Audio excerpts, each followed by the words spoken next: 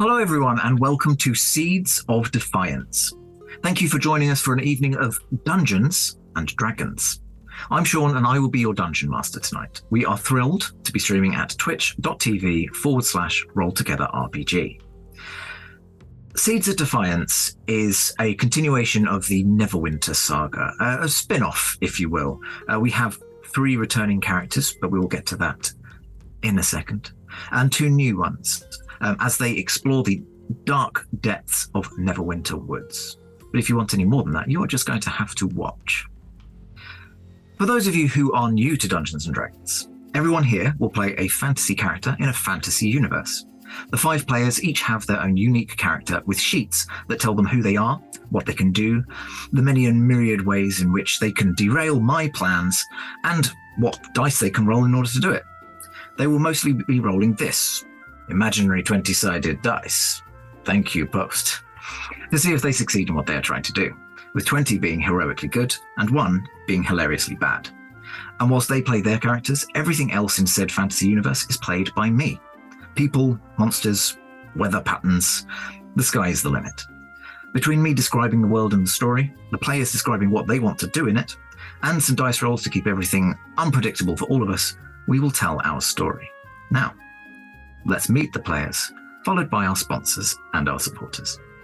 Hi, I'm G. I use he, him pronouns, and I'm playing protagonist Jones, who uses he, they pronouns.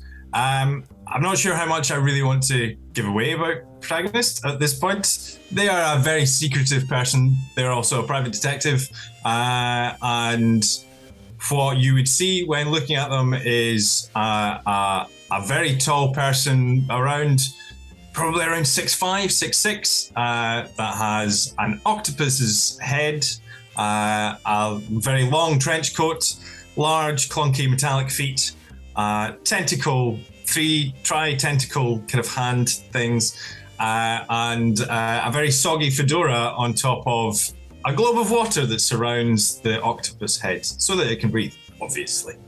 Hi, I'm Johnny. I go by he, him, and I am playing Rex Alafi, the half-orc cleric of peace. Rex is a fairly young half-orc cleric, but he sounds a little older. It's due to working with people of who have been infected and contracting several diseases himself, and now is a little bit hobbled as he walks along. Rex is a firm believer in protecting people around him and likes to be at the front of combat a lot. If you've seen previous shows, you may know one of his super moves as the hamster ball attack, which may or may not come up in future sessions. Hi, I'm Scarlett. I am she, they. I am playing Hera the Reborn Warlock. If you have a plant, she will probably talk to it. If you have any eyeballs flying around, she'll probably poke them. Hi, I am Rebecca Hare, and I use she, her pronouns. I am playing the Lady Eldith Dewdrop. She also uses she, her pronouns. She is a noble woman, beast barbarian, rune knight fighter, multi-class. She always looks absolutely fabulous and has a little bit of a temper tantrum if she doesn't get her own way. Hi, I'm Chris. I use they, them pronouns, and I'm playing Murine, who also uses they, them pronouns. Murine is a rat folk, definitely more rat than folk, and is currently on the run, running away from the only home they've ever known, Neverwinter, into the Neverwinter Wood in a desperate attempt to escape the mistakes of their past. It's going really well. We are delighted to be sponsored by HeroForge. HeroForge offers fully customizable tabletop minis with dozens of fantasy species and thousands of parts to choose from. You can see all of the minis that we designed for this stream in the overlay, and they animate when we enter the combat, so look out for that. HeroForge are fantastic, so do check out the Pro membership where you can get premium access to features ahead of time, and beta access to things, and all sorts of cool stuff that just makes your life a lot easier. And you can check them out at heroforge.com. We are delighted to be sponsored by Ultra Pro. They make accessories for D&D, Magic the Gathering, and more. My favourite part of their collection are their figurines of adorable power. Here is their gazer. They also make other things such as deck boxes if you play Magic the Gathering. You can find all of Ultra Pro stuff at ultrapro.com.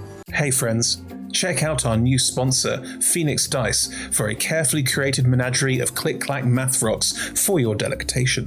Check out their entire selection at phoenixdice.com, and just so you know, Phoenix Dice are all about living gloriously in the worlds of tabletop games and sustainably in this one, which means their dice are working to be recycled, their packaging is recycled, the dice are made of sustainable materials. It's all great stuff. You should definitely get involved.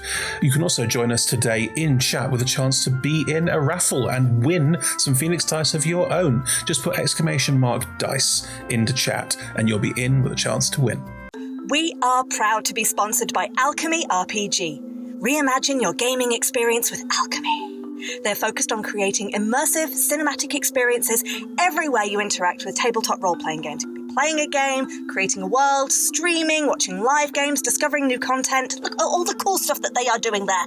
You can use environmental motion art, scene-based music, seamless character management to run your games over the internet, with upcoming features including homebrew content, streaming overlays, and spectator mode. So go and check out alchemyrpg.com. We're delighted to be supported by Idle Champions of the Forgotten Realms, a Dungeons & Dragons strategy video game that brings together D&D characters from novels, adventures, and multiple live streams into a single grand adventure. Select your heroes and formation and battle through waves of monsters for free on PC, phone, PlayStation, Xbox, and Nintendo Switch. You can pop exclamation code into chat for a free Electrum chest. We're delighted to be supported by Neverwinter. In Neverwinter, explore and defend one of the most beautiful cities from Dungeons & Dragons' Forgotten Realms campaign setting as it rises from the ashes of destruction. Epic stories, action combat, and classic role-playing await those heroes courageous enough to enter the fantastic world of Neverwinter. Neverwinter is completely free to play, so set yourself up an account today and pop !NW gift into chat for a link to a free gift. Check out our supporters at D&D Beyond, your guide to digital D&D. Make character sheets online, share them in a campaign, and track all of those tasty little stats in one easy place. You can use the Beyond app to track your characters on the go. You can also use their encounter tracker and archive monsters to run any smooth combat thing. You know what I'm saying. You're a DM. You've done this before. You know D&D Beyond is the place to go. You can also check out our character sheets with an ! characters in Twitch chat below. Check out our wonderful supporters, Elderwood Academy, who make beautiful bespoke gaming-themed gear, including hex chest dice boxes, spellbook deck boxes disguised as bespoke ancient arcane tomes, and scroll and codex dice tower and rolling tray pairings. Make your own with their online designer at elderwoodacademy.com. This stream will run for 3 hours, and there will be a roughly 5 to 10 minute break somewhere near the middle. We run shows on Monday, Tuesday, and Friday at 6 p.m. Greenwich Meridian / British Summertime, which is 10 a.m. Pacific Time, 1 p.m. Eastern Standard Time, 7 p.m. in mainland Europe, and 2 a.m. Tuesday morning in Japan and parts of Australia. On Mondays and Tuesdays, we run TTRPG streams for 3 hours. And on Fridays, we run our talk show, Talk Together, for 1 hour. Our TTRPG streams can be one-shots, 4, 6, 8, or 12 weeks long. You can always find our latest schedule at twitch.tv/rolltogetherrpg/schedule. We are Roll Together RPG on all socials, so find us on Twitter, Instagram, Facebook, and even TikTok. Links in chat. Thank you to our D20 Club on Patreon. You can find a link in chat. Help us make our shows from just £1, $1, or $1 gold piece, and unlock more tiers by joining. Our D20 Club are fab. They've created a fan Discord for us. They've also made a wiki page for Roll Together. You can find that at rolltogether.fandom.com. Welcome to our podcast listeners. If you also would like to listen to us via podcast, you can search Roll Together RPG on your favourite podcast provider. If we're not there, let us know and we will add ourselves to that list. Finally, we play with a diverse group of players who play a diverse set of characters with wide-ranging sexual and gender identities. Our tables are trans and GNC positive, and we encourage and champion trans and GNC players and characters in our games. The DM and players may portray characters that are of a different gender than their own. We aim to avoid misgendering, but acknowledge that it does happen, and have a company policy in place for correcting people on pronouns. If we miss an instance of misgendering, we are open to being corrected, so please do just let us know if you think one has been missed. Check out !safety in chat for content warnings and some of the safety tools that we use throughout the TTRPG safety toolkit. And now, let us begin.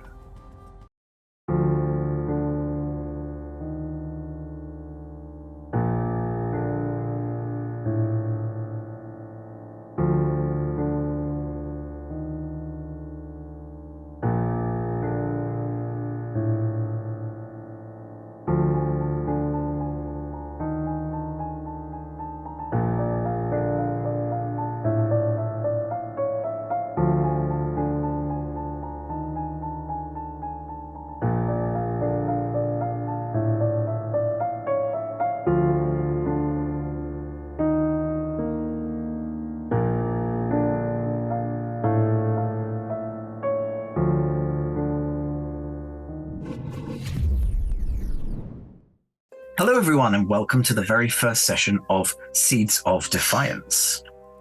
So, the Neverwinter Woods, a foreboding place of hidden shadows. Nerian explorer enters this woods without a hint of caution. They are dangerous roads to traverse. There's a number of things within these woods that even the most hardy of adventurers would think twice about risking their lives over. That said, Scarlett and Johnny, your characters are currently making your way through the woods. Scarlett, first, would you be able to just quickly describe what your character looks like? Don't have to go into too much about them just yet. Hera is a blonde, very gaunt and skeletal lady, wearing very raggy clothes, lots of layers, lots of pouches, and probably shuffling along a little bit on the creepier side. Okay. Maybe. And Johnny, describe your character. So Rex is wearing long, dark overalls, and he's got his plague mask hood kind of over his back, which makes it look like a little cap on the side. He's got a shield and mace on his back, and he's got his little first aid pouch on his side. He's also shuffling, but more on the kind of like elderly man type shuffle, not as creepy, alongside Hera, and he's kind of just muttering under his breath, pointing out very obvious things as they're walking. Okay. So the two of you have set out from Neverwinter. Last we saw you, you had recently seen to the defeat of the wizard Jorok Antoni, and at the end of that, you decided that you were going to travel together to. Well, I'll let that emerge during the stream, but you decided that you would set Neverwinter behind you and travel towards Yatar for your own reasons. Is there anything that you might be kind of discussing en route? Mostly just pointing stuff out? Tell you what, let's have a roll for it. Give me a perception roll. First roll. Is that from both of us? Yeah, both of you, yeah.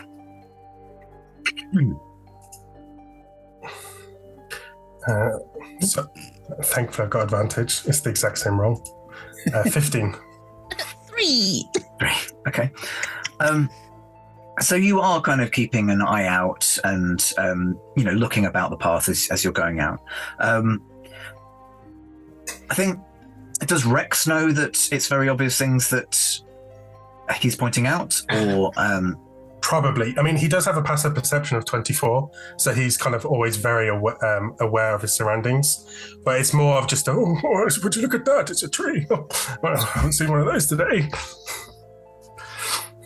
Look at that flower. It's slightly discolored. Is that a mushroom, or might want to eat that one later? Hera, that one looks like an eye. Oh, no. This is probably explains Hera's 3. You're kind of, I guess, fumbling with your own, like your potions bag and like your various ingredients and such like that. So kind of half listening to Rex, and then every so often Rex will point out something of genuine interest to you, probably a little bit too late, so you've actually kind of walked past it. And there was a dead squirrel back there. Do you want to go get it for you? What? Oh, 1 second.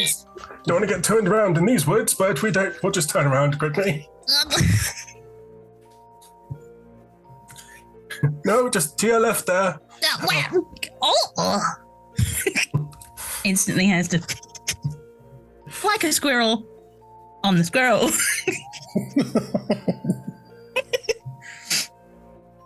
Excellent. Well, while this happens, there are other travelers in these woods, and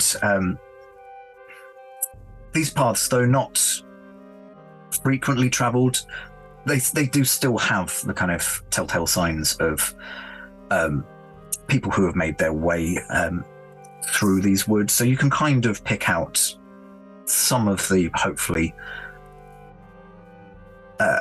less dangerous parts, shall we say, making their way along a slightly different road. G, would you be able to describe for me your character?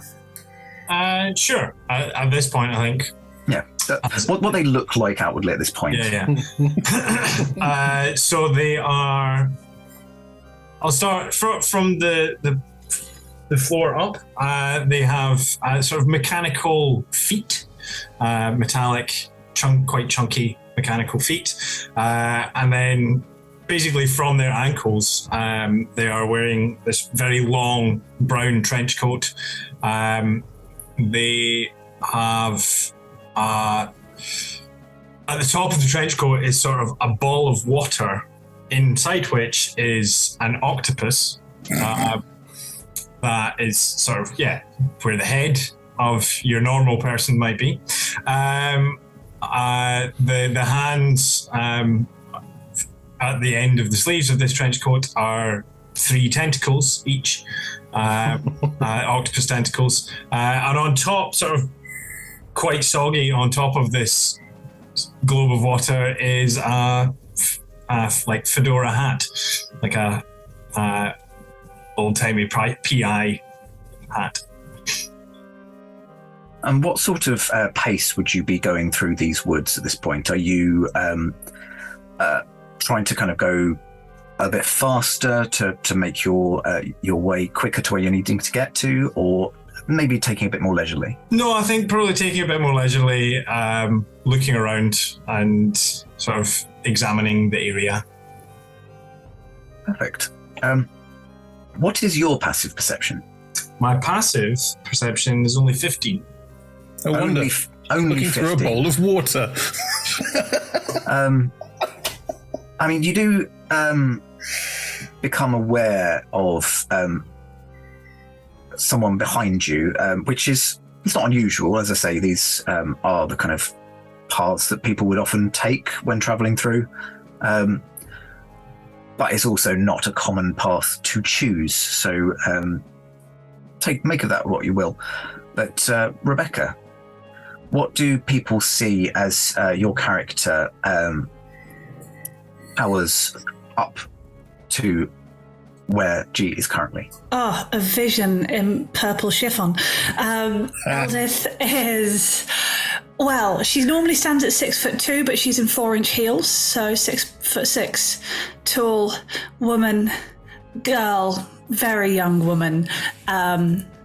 She's an elf, very blonde hair, very blue eyes. Ball gown, purples, maybe seen better days, and very like sparkly diamante, very high-heeled shoes. Excellent. And same question again. Are you, I guess, powering through, or Yes. Yeah? Eldie is stomping her way, head down, determined to find her way, get where she's going, and prove them all wrong. Perfect. I would like a survival roll. I was going to say, because my passive perception is 8, so let's not do that. I'll give you one of your barbarian skills. That was a natural. No. Not natural 20. 4 and 18, but still. The Fae giveth and the Fae Unbelievable. giveth. Not that unbelievable.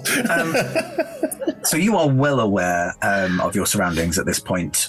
You, as you say, are determined to prove everybody wrong and just show them that you can do this. So you become aware of this person in the brown overcoat ahead of you, who is.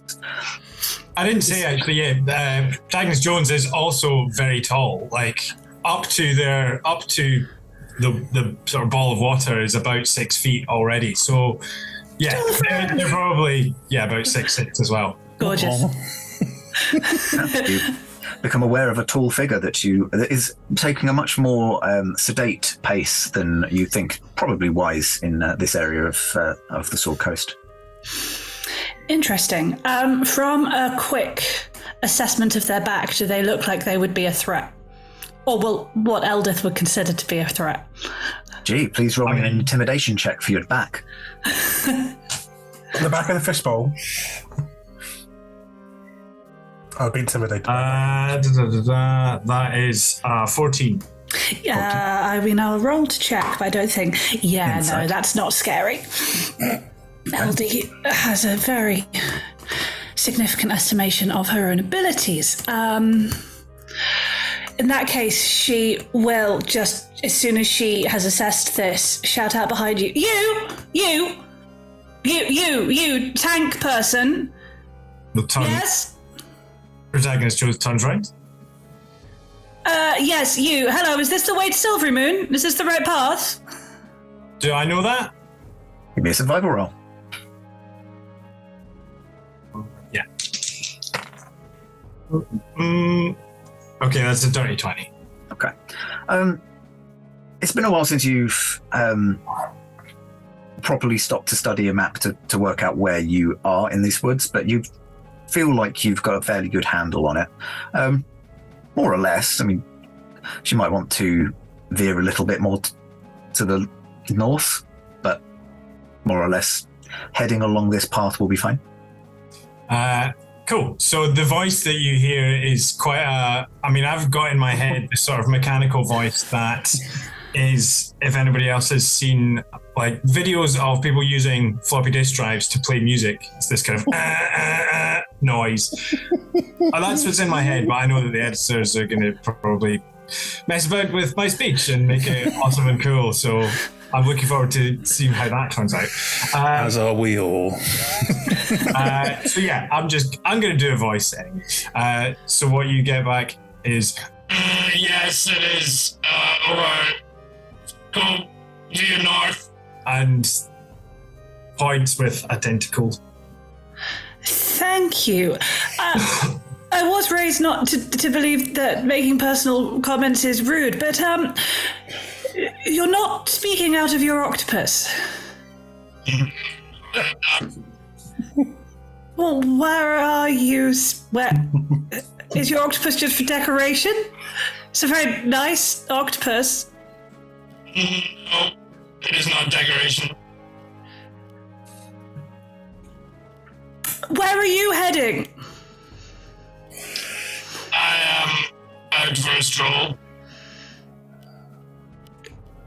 Insight check. This is an Feel free to incredibly roll. strange person. Feel free You to know roll what it sounds persuasion or. It sounds like one of these. That's what it sounds like. The old. I mean, it kind of is, actually, yeah. 13 insight. Cool. G, could that be versus either persuasion or deception, whichever one you feel is more applicable to what you are doing? I mean, it's the same modifier, so we don't need to know that. Sorry, yeah, 14. What did you say you got? 13. This person's intentions are unclear. It's very a little dangerous in these woods, and your glass looks unprotected. Would you like company? It is not glass. At that point, the water all kind of ripples around. Oh, fascinating.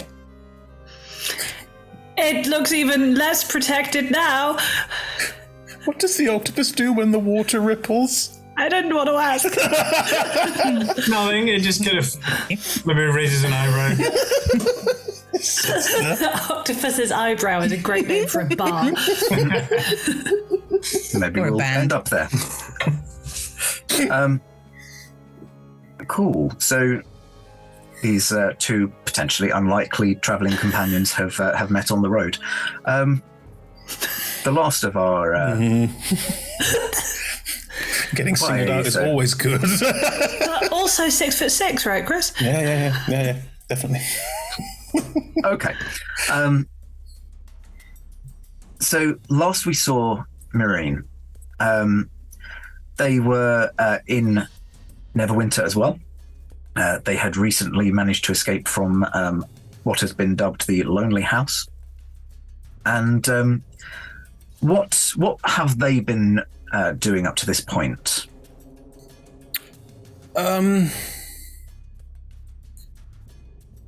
The experiences around the Lonely House and everything that followed afterwards made them scared. They were already scared. This just added to that.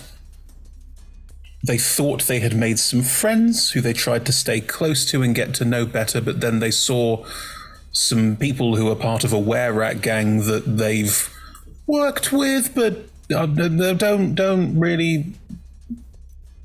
Yeah, probably want to kill them. Saw them talking to them and decided to leave Neverwinter. Murine has never left Neverwinter before. So whatever situation you're putting them in this wood, they have never experienced at all. I think they're conceptually aware of trees. Good. So there are trees. A lot more trees in one place than you've probably experienced. Yep. The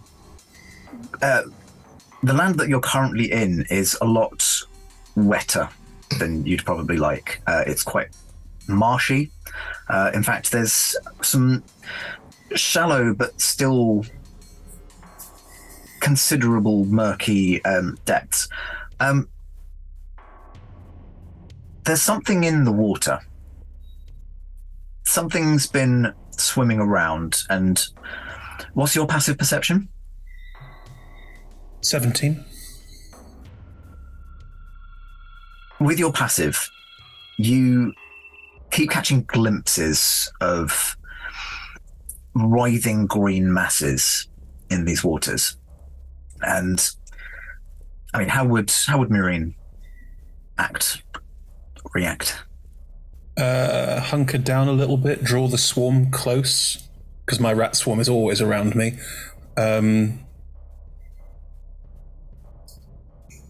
I think breathe out. Recognize that something's probably around and probably quite dangerous. Do I have enough time to poison my blades? I'd say so. Of course, reach into a kit on my belt and just... Right, something that's injury-based. Not enough time to do something clever with a contact poison, so instead it's just daubing an injury-based thing onto the blade so that when it cuts, the injury will mean that it goes into the wound. Mm-hmm. Right, Murine is scared. This is all new to them.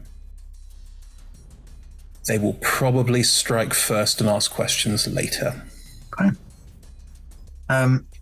So whatever's around, the moment I catch a glimpse of it for the next time, I'm just going to burst into action, leap forward, probably with a quite high-paced and try with both blades to stab into whatever it is.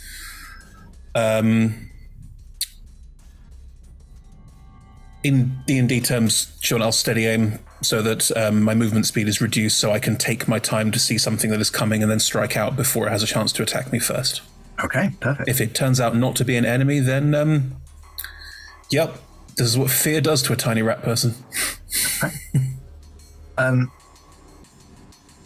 So those others traveling in the woods, so Hera and Rex, Eldith and Protagonist, is anyone trying to kind of sneak through these woods, or is everyone generally just kind of making their way? So for those who are listening to the podcast, that was a chorus of silent nods. During with your passive of 17, you will come to be aware as you're kind of adding the poison to your blades that there are other presences in these woods. They're all out to get me. Fine. Cool. A nice roasted rat for breakfast would go down lovely. Oh, no.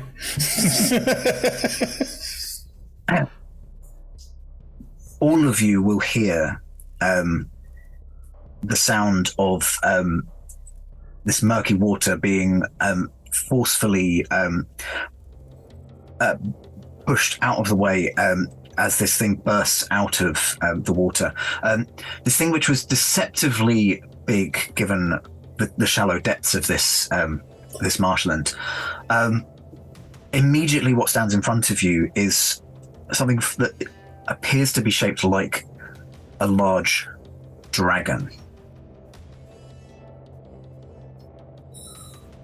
Okay. Do you still strike first? Yeah. Yes. This has not made it better. There's a full-on. The first thing the four of you will hear is a full-on like high-pitched scream, and then I'm stabbing it. Oh, stabbing it. So everybody will hear this high-pitched scream, letting you know that something is being attacked somewhere. And would everybody please roll initiative? What's that, an owl? 25. 16. Also 16. 18. Nice. 1. So there were 2 16s there. Could you just let me know what your modifiers are? +2. +1. Okay, so LD will be going. Is it bad that I'm imagining Octodad? There's like adventures rings about, and there's just an Octodad like running behind. No, like it's 100% Octodad. not that far off Octodad. From a visual point of view. Sorry, G and Scarlet, I missed your... No. Uno. Yeah, that's right. 18! Cool. Works quite well for character, though, I think, for me. Protagonist Jones is last in the order. Okay, I suppose I should probably roll for myself as well. Do I get this surprise round, or are we just diving into initiative at the top? You are going to get your surprise round, yes. Oh, the assassin shit kicks in. Okay, so editors, cue your battle music, and here we go. So yes, you get your surprise round, and then we will jump straight into the actual round where you are also going first. So yeah. Nice. This thing that's in front of me that I'm leaping towards, it has sort of reared out of the water, and I've got the jump on because I thought it was coming. Does it have obvious neck, belly, obvious weak point to go just stab it really quite aggressively in the soft bit? So as your kind of keen senses kick in and you study the foe that has just emerged from this murky water, though it be dragon-shaped, it does not necessarily look like your typical dragon. It appears to be made of corded bands of plant stem. The tail appears to be made of mudded roots, and instead of a head, it is a large flower head, resembling probably a snapdragon. Okay, Murine has an intelligence of 9. No fucking clue what this thing is. Just stabbing anywhere. Yeah, let's go for it. 2 attack rolls, two-handed, two weapon fighting. Yep. No, I steady aimed. Bonus action, 1 weapon fighting. But I have 2 attacks because I'm a... No, do I? Yes, 5th level ranger. I have 2 attacks. Don't I? Someone help me with this. Who knows rangers? Extra sheet. Yeah. It's level 6, isn't it? I mean, you're confused with fighters. Yeah. I've got an extra attack, but I'm an artificer. Like, I don't know. Yeah, so there's 2 attacks. Right, so I will roll 2 attack rolls. Perfect. Let us see what happens with my short swords, of which I have 2. 16? 16 does not hit. Right. 18. 18 hits. Oh, thank God. So I think the first strike probably just cuts through corded plant matter and just... What? No idea. Where's this thing's skin? And then the second strike will stab deep into it and impact. And here we fucking go. I will favored foe it as part of the strike. Add a d4. My gathered swarm will attack as part of me striking and moving past it. Add a d6. I am an assassin. I went first in combat, so I can't find it. New character, who dis? Right. Assassin.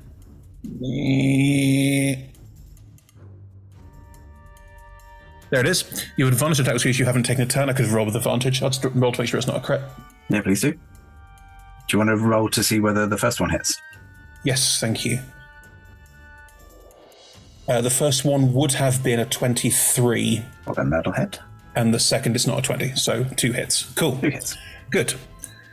And it's a crit automatically. And yes, that means I roll all of those dice twice.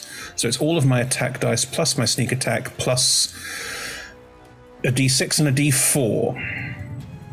My goodness me.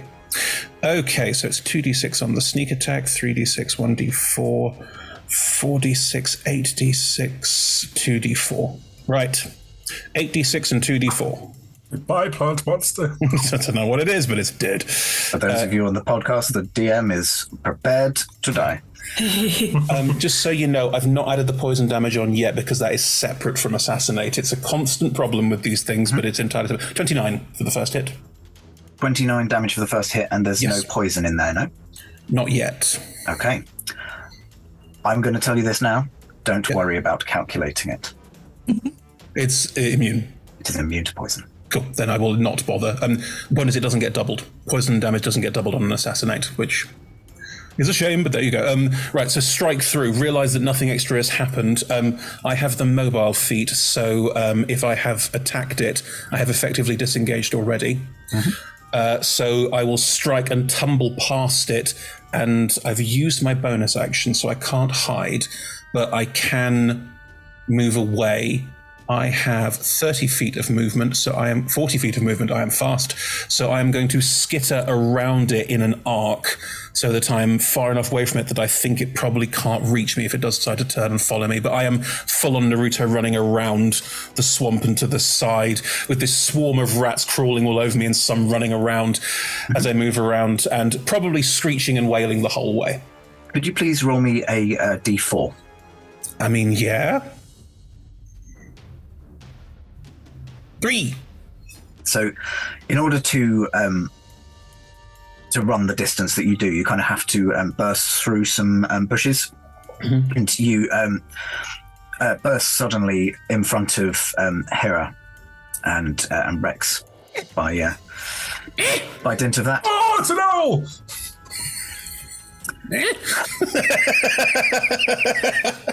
Is there anything else on your turn, or is that... I will hiss at both of them in quite an angry, aggressive way. I'm probably not nice. I am nice. I'm just scared.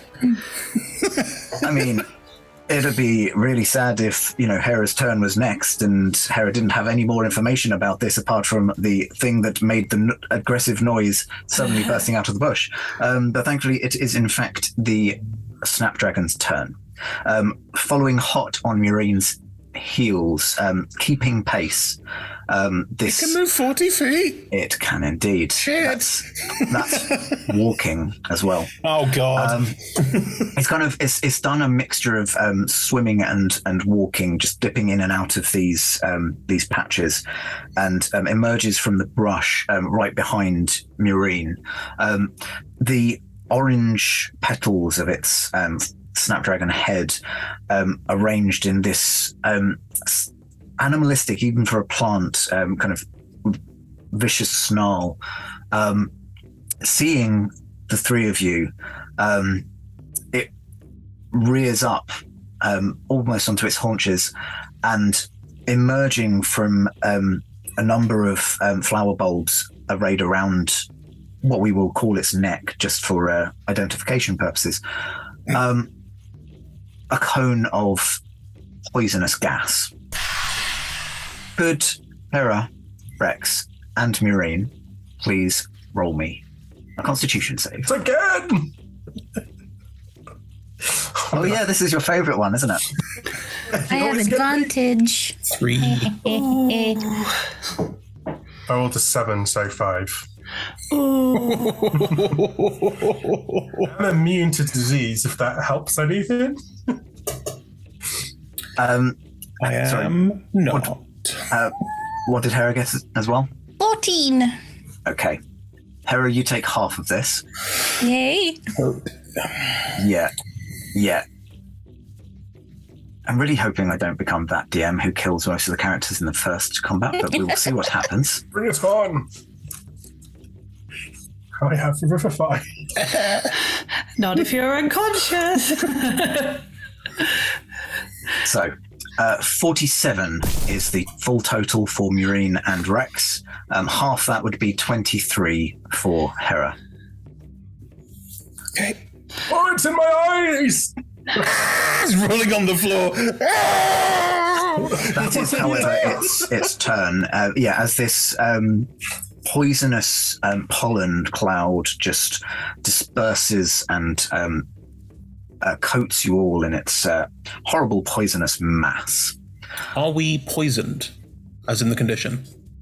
You are not poisoned, as in the condition. No, it's just the damage. Okay. Up next, Hera. Well, after getting sprayed, automatically, without a lot of thought, I'm going to cast Cause Fear on it to try and make it go away. Okay. I don't think I roll for it. Hold on. Do I get a save? Just reading up on it. Una memento, new spell. It's a save, I think. I think it's a save. Wisdom saving throw, please. Wisdom. Okay.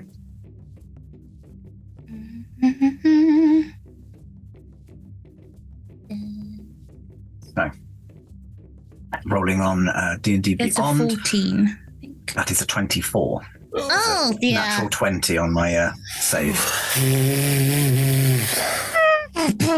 Sorry, it was a strong move. Yup. Bonus actions? No, but I'd like to move away. Like, just quick step back and hide behind a tree. That's fine. The thing's directly behind Mureen, but you're not kind of within its range, so you are all good. Anything else on your turn? Then we will go. Shocked. Next in line, Eldie. So you have heard these strange noises. It has been eerily quiet up to this point, but you hear a squeak, a number of crashes as something pursues something else through the bush, and then just the sound of coughing and spluttering as what sounds like humanoids are beset by something that you can tell where it is. Now, I'm really hoping the answer to this is yes. If I move 30 feet in the direction of the noises, can I get within melee range of whatever this might be? Ooh, for story purposes, yes, you can. Brilliant. I mean, I will move anyway. I would just, yes, like to. Fantastic. I have a boring mechanics question because this subclass is new to me. Go for it. Because I have the unarmored fighting style that changes my D6 unarmored attack, unarmed strike to a D8. With the form of the beast claws, does that D6 also change to a D8? Again, That's I'm really fun. Why happy not? the answer is yes, because otherwise it's a waste of stacking. Yes, good, thank you. I love it when DMs just say yes to really cheeky requests. In that case, what will happen is LD will look at, I don't think protagonist has even told her their name yet, but octopus person, and say, well, I think it's up to you to see how fragile your water is, and then we'll take off towards the noise. She'll get there. She will see a snapdragon, and she isn't very happy about it. And so she will see 3 very injured people around and go, no, this isn't.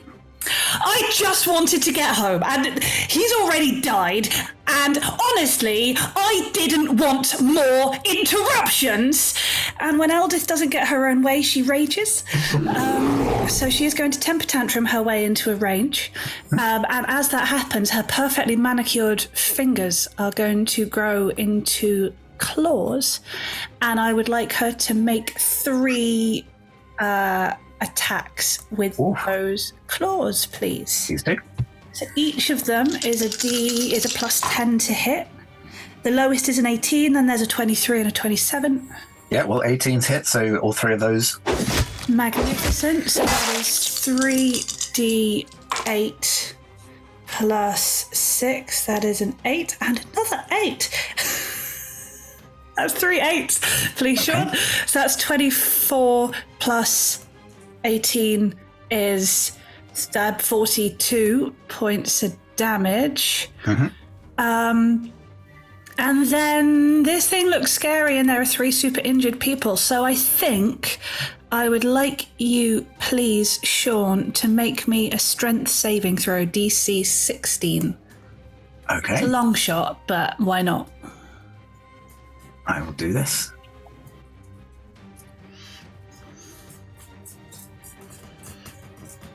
I'm afraid I rolled a dirty 20. I thought you might. I thought a dragon might have a fairly high strength saving throw. Well, that is burnt for anyone looking. LD will... It's weird. She makes quite a feral attack and then will put her very beclawed hand on a very intricately carved rune that is just carved into the bag she carries, and try and send some fire towards the snapdragon, and absolutely nothing happens, which will make her tantrum a little bit more. I'd like to be within 5 feet of the dragon, please, for sentinel reasons, and that is my turn. Absolutely fine. You can kind of try and insert yourself more or less between Murine and the dragon if you wanted to. Yeah, that person's incredibly small, so I will do that. Okay. Is that everything on your turn? Action, bonus action movement, and a cheeky extra thing. Yes. Cool. Rex, you're up next. Oh no! It's everywhere again. I'll get my mouth open, Hera. Oh no! He's like struggling to keep himself standing, and he just hobbles over towards Marine. Is Marine kind of prone, writhing in agony? Yeah. What type? Yeah. Oh, my friend, your blades look more useful than my mace. I will hiss in your face. I have no idea what's going on. I am a rat person. My face is all elongated. I'm just flailing around, snarling. If you lean over me, I will... To try and make us seem more similar, then I'll lower my plague mask down, also to protect my face from any rats. I have a face too. I'm going to try and put a hand... scarier! It's okay, just accept it. It's fine, it'll help. I'm going to try and lay a hand on Marine I'll let you do it, Johnny, but in story terms, I'm scared. I know. I'm just like trying to. It's like an angry cat, like scratching. Just accept the love. Accept it. We have this experience. Exactly, I've got some scratches on my cat. And I lay a hand on Marine, and as soon as my hand is placed upon on them, you would feel this kind of. It's a comforting cold which washes over your body, and all of that poison that started to kind of pour in is ejected out of them as I cast healing cure wounds on them. And I'm going to do it at 5th level. Jeez. Which unfortunately is only a 26, but it's just a warmth of healing. Wow. It's okay. It doesn't hurt that much. It really does, though. Oh, God. So all the poison's expelled out of me, you say? Well, just thematically speaking, as it's coming back in again, I'm like trying to get rid of that pain, that poison. Anyone here got a problem with vomit? Mm-hmm. Just wording on that, it just up at you into your mouth.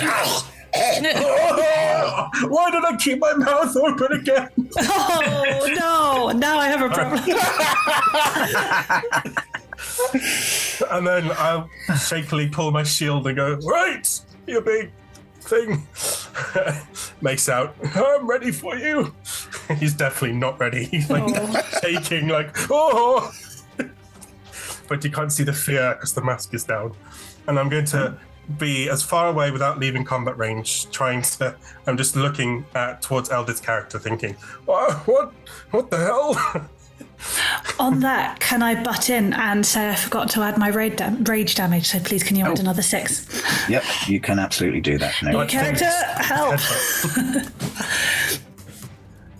No worries. Is that everything on Rex's turn then? Yep, that's my... I can't use another spell slot because I've had my turn, and my bonus action is just to cry a little bit inside my mask. Legit, yeah. Well, up next is Protagonist. I forgot to say, should you have wanted to take an opportunity attack on your new friend as she left your vicinity, you could have done so. Oh, interesting. Oh, you mean G? Sorry. No, I don't think. Obviously, like that occurred to Protagonist that like they have enough combat experience that they were like, I could hit her in the back. And she runs away, but no, it's not something they considered doing. I don't think. I figured not, but you're not friends yet, so let's just. You wouldn't do anything else ever again, but it's still a choice you could make. It is, however, your turn to do with whatever you wish. You saw the way that she ran off, so. Yeah. So, how aware am I of where everybody else is? You, I think, would be aware that LD literally just kind of leapt through a couple of bushes to a more or less adjacent pathway where another set of travellers were. You can kind of see flashes of things, but to be quite honest, it's a lot. I want to get. Actually, no, it doesn't matter. I just want to get somewhere I can got a direct line of sight to it. I'd say you can. It's a lot of plants, and you're trying to look at a plant, but you can kind of identify the angry plants from the docile ones. Cool. I am gonna attack twice, which I have my extra attack. Before that, I am gonna bonus action cast Branding Smite. Is that what it was? I think so. Yes, Branding Smite at 3rd level. And then I'm going to take so out of a sort of like hidden slit in the trench coat, there's like a sort of little block of like wood, part wooden, part metal, like block comes out, and then like 2 bits shoot out the side of it, and it's the end of a crossbow, and yeah, it shoots off a bolt, which is an 18. 18 hits. 18 hits, cool. And that's with Branding Smite as well, so that's that. And then nice, so that's maximum damage on that, and then that. So the arm comes out, the crossbow comes out of your chest. It's not held in your arms. No, not in the tentacle octopus hands. No. Right. So Go gadget crossbow. that's 23. That's 23 damage. 23. Nice. And then the second one. That's more. So that's like a 26. Yep. And with this one, I'm going to use Arcane Jolt. So it gets an extra bit of force damage. Actually, it's just force damage. I'll just do that.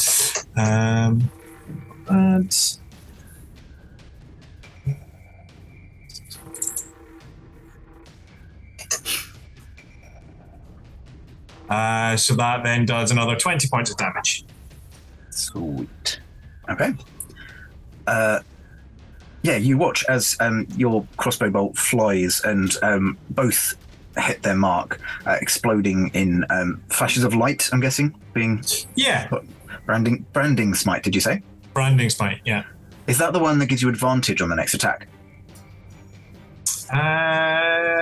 Maybe. Did you want to see if your second hit would become a crit? If so. Attack deals radiant damage, becomes visible. If it's invisible, target then shines dim light in a 5-foot radius and can't become invisible. But no, there's nothing about so it. It's just invisibility. Okay, well. Yeah. Thinking it was like guiding bolt, but clearly not. Okay. Is that everything on your turn? That is my turn. Back to the top of the round. Let's see if Murine can finish this thing.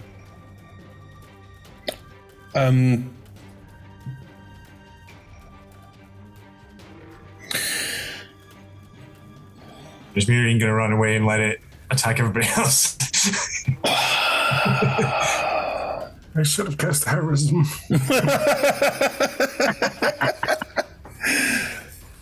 I don't know. I'm thinking about it. I don't know you people. How scared? I'm gonna roll it. I'm gonna roll. It's the best way to deal with it. Ooh. Okay. Marine will disengage, roll out of combat range away from the two people, and is too scared to do much of anything. Will sort of curl up into a ball, looking at this sort of big fight happening in front of them and wishing they were home and doubting why they ever thought this was a good idea. Anyone who's nearby, probably closer to Hera than anyone else, might hear me frantically whispering, "It looks like to one of the rats." That is my turn. Could you just for out of interest, could you please roll me a stealth check, I guess, to see how quietly you're talking and see if you can beat Hera's passive. 24. I think you beat Hera's passive. You hear mutterings. You're aware that Murine spoke, but not necessarily what was said. Maybe Go on. Sean, I didn't add on my second attack last time. I just rolled the first critted one and then didn't add on the second one. Okay. Can I add it on now? Yeah, why not? First session. Go on, I'll be kind this once. Thank you. So 46 damage, current. I need to just do some maths. Hang on. It wouldn't have got the sneak attack. It wouldn't have got any of it because it was just be another d6 plus 4. So 5 points of damage. Okay. It is still. Got to add the modifier. 9. Do more maths now. Sorry. It is still standing. You will be sad to know, but cool. All good.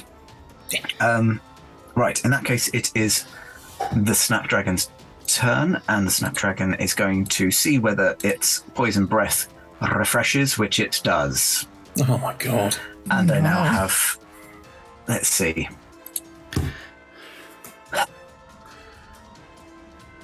30-foot cone, so Maureen would have legged it 40 foot away, so you'd be outside of this. Hera, you did not move. Went back. Oh, you did go back. Okay, so it's only really LD and Rex in that case, because protagonist would also just be a scooch out of the way. Oh, hindsight, you cruel mistress. I'm still going to use it. Yeah. Once again, you can almost see the photosynthesis happening as this plant kind of raises its snapdragon head higher, and then the bulbs on its neck begin to swell and then again exude poisonous, pollenous cone. So, Rex and LD, please could you roll me Constitution saving throws? Finally, I'm playing a character who is good at these. Natural 20. I didn't speak too soon. 23. Oh my god. You I both, needed that natural 20. -2. Ooh, you both only take half of this. excellent. Still might be enough. Given that it attacked Rex as well, does this count as an attack on a target other than me? Not really a target. I think that would be the normal ruling. I thought I was pushing it, but it's always worth I asking. appreciate the effort. Yeah, LD's just going to try. stand there and inhale all... No! That was 37 points of damage, but you both take half, which would be 18. Oh, It's nothing. What type of damage? Poison.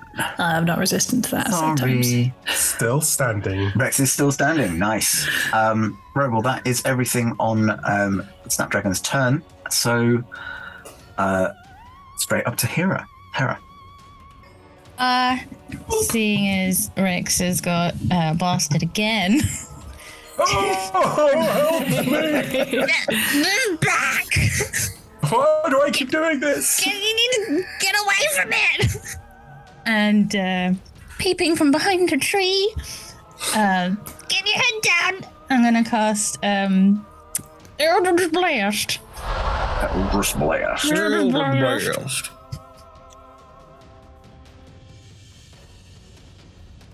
That's a 16. 16 to hit does not, I'm afraid. You must have more blasts by now, though. I believe. Pardon? You've got 2. 2 blasts. Ah. Pew pew. Please make your second. That's a 16. I'm afraid not. Yeah. You kind of you blast this thing, and it's almost as if at the last moment the energy fizzles out. Yeah, it doesn't even seem to leave a blast or anything. It just approaches close to this plant-like creature, and just something about it. I'm useless. Rex, you have to get out of the way. And just like reach out if I can move, just try and drag, try and drag him away. Even though I can't really move that far, just like. Yeah. So stylistically, you're up against Rex, trying to pull him out of the fight. Okay. Is that everything on your turn? Yes. LD, you have just been breezed on. Well, that's just rude. I would like to stack my bonus actions, because why not? And this time I would like to use my, whatchamacallit, the other one. The Giant Might. LD will grow to a large creature, along with anything I'm wearing. Thank you very much, D&D Beyond. And I now have advantage on strike, blah, blah, blah. That doesn't being large doesn't add anything to an unarmed strike, does it? D4. Every time? Pretty sure. It's Every attack? It's in the Giant's Might thing. So Giant's Might adds a d6 to one attack per turn, but I don't know if becoming large itself adds something as well. No. Because enlarge does. Adds right? a D4, but that's in large adds a D4. Being large doesn't add a D4. There we go. That's what I wasn't sure.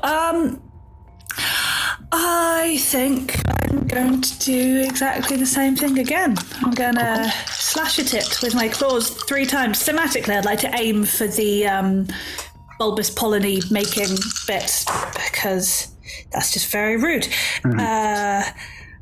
The lowest is a 24, then a 26 and a 28. Yeah. Those all hit. Great. I'll try and get some of the damage this time. So that's 3d8, that's 2, a 4, and a 6, is 12, plus 18 is 30, plus another 6 is 36. Okay. Plus a d6, 40. I don't think I'm forgetting any other random bits. Rage damage? Done that. That was the 6. That was the 6. I'm getting better at this slowly. How poorly is this snapdragon looking? Well, let me put it this way. Just the modifier that you added to those attacks was enough to kill it. So, how do you do this? I think she will grow, look around her slightly self-consciously, then go, and in an incredible feral temper tantrum, slash at its polleny things and trying to rip across the throat from one to the other. And then suddenly look around, tuck her hair behind her ear and like tweak her skirts and shrink back down to her normal size. Sorry, was someone else hoping to finish? Oh, no, you got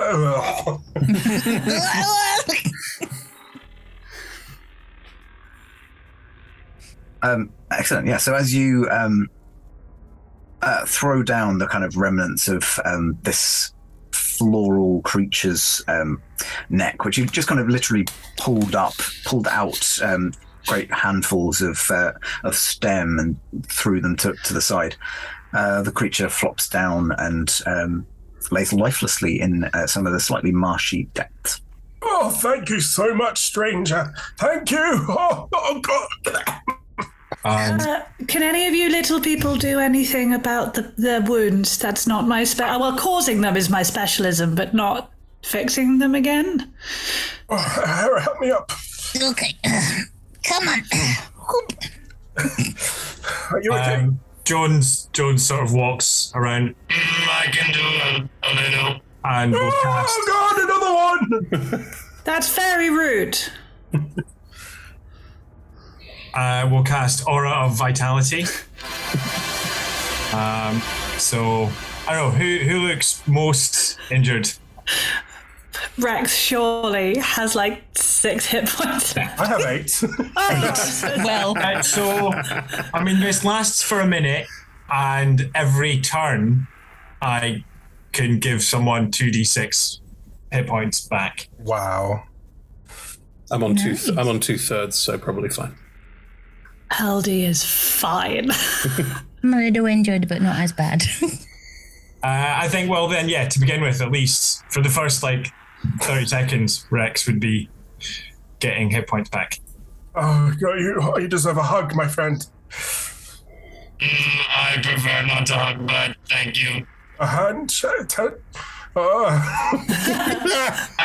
We can if you wish.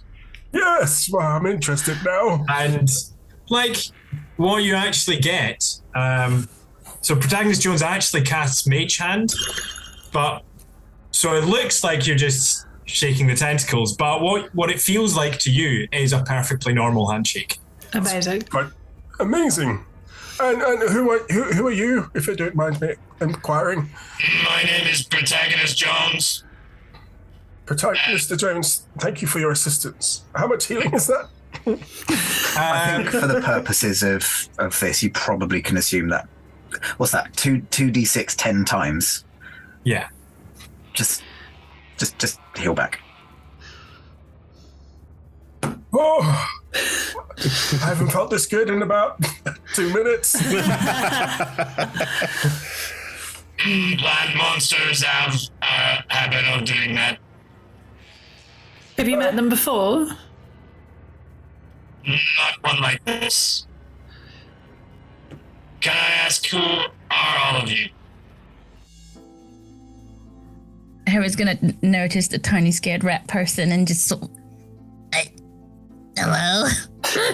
It's gone now. It's gone now. You're okay. You're okay. It's okay. You all right? Do you need help? They don't belong here. Oh, your rats are very pretty. Thank you. You're welcome. There's a genuine smile. No one calls the rats pretty. And they're also, they're not pretty. They are feral sewer rats. Hera, they are. Just making sure we're clear on that. One of my rats that I'm currently, the one I was whispering to in my hand, will sort of look at you and, more intelligent you would expect from a rat, just give you like a little sort of... Oh, that's really good. That's cute. Hi. Hello, tiny rat. That one's Thomasina. That one's Septimus. And that one, I'll start trying to name them all to you. There are over 100, so it would take a long time. Hera's just like, as you're naming them all, Jake, Jones won't get any closer to you, but we'll just call over. Where is home? Neverwinter. I left Neverwinter and yep. Why can you not go back? Lot of reasons. I've finally noticed that you're an octopus in a water sphere on top of a something. Okay. People want me dead. So I should probably be somewhere else. Didn't think it through. I feel I should let you know I'm a private investigator. I was approached by some rats looking for you. I did not take the case. I'm gonna run. Wait! I would like to try and catch them by the scruff of their neck in as non-threatening a way as possible, but I don't really care about that. I just don't want them to run. Protagonist has been my friend for a whole extra 15 minutes. Contested strength check, please. Oh, I'm sorry. Oh, me too. I'm still raging, so I get advantage. With advantage, that would be a 25. Oh, mine's at 24. There's a strength check. No, I get to roll acrobatics to escape a grapple. That makes more sense. Well, Orcs. They're slippery, but they don't quite manage to escape, which is good for story reasons. Don't. If you'd listened to them finish what he was saying, he did not take the case. I think this means they are your ally. I am definitely struggling, but it's like small child struggling. It's trying to get free of a hand on the scruff of the neck. Oh, sorry, and I will shrink my claws back so they're really nice manicured nails again. Can I put you down now? Will you not run away? It's a very scary forest, and there might be more plant dragons, and you're very small. We can help keep you alive. I did not like the look of them. You certainly have nothing to fear from me. Okay, I will stop struggling.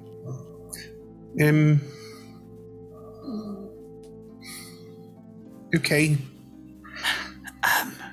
Eldith will put you down if there's a particular group of your rats and you're getting on with Hera. She'll try and put you in like a comforting rat ball. Little cuddle puddle. Little rat cuddle puddle. Rat cuddle puddle. Okay, I'll just... I will sit on the floor. There is a feeling of like... What is the one thing I didn't want to have happen? Okay. I was right to think that everyone's out to get me. It was basically the brain cycle that's going on there at the moment. And they will just sit there looking really forlorn and sad. My lady in the dress, your combat prowess was most exquisite. I thank you very much for assistance in that. You didn't have to enter the fray, but I saw you charging through the trees like an angry bear, and you smoked that thing into ruins. You say the kindest things, but you know it's actually only my second real fight. But many I thanks. do not believe it, but I do because you just said it. But Are you calling me a liar? Oh, quite the opposite. I'm saying it's almost unbelievable because of how skilled you are, and in those heels as well. Thank you. I do like them. May I inquire as to your name? Oh, Eldith. Eldith Dewdrop, lady, but Eldith will do. Lady Eldith. I am Father Rex, or just Rex is fine. Oh, you're a holy person. Yeah. Oh, good. And you, madam? Hi. It's very nice to meet you, I think.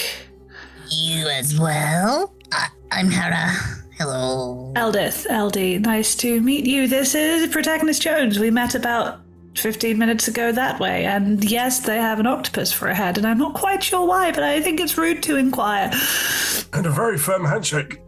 Why do you not have an octopus for a head? Great question, actually. Good question. I had never thought of it that way. Hera here is an expert in plant matter.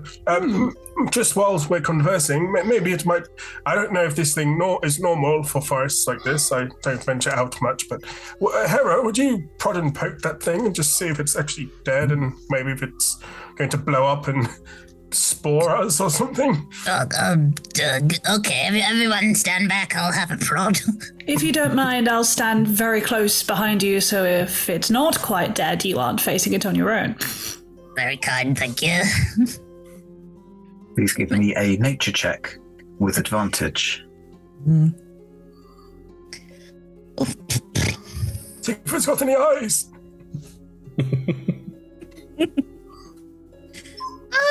That's an 11. 11? Yeah. Can I have... I just rolled a stealth check and I rolled a 28. Can I just be next to Hera without really noticing that I've turned up there and be helping?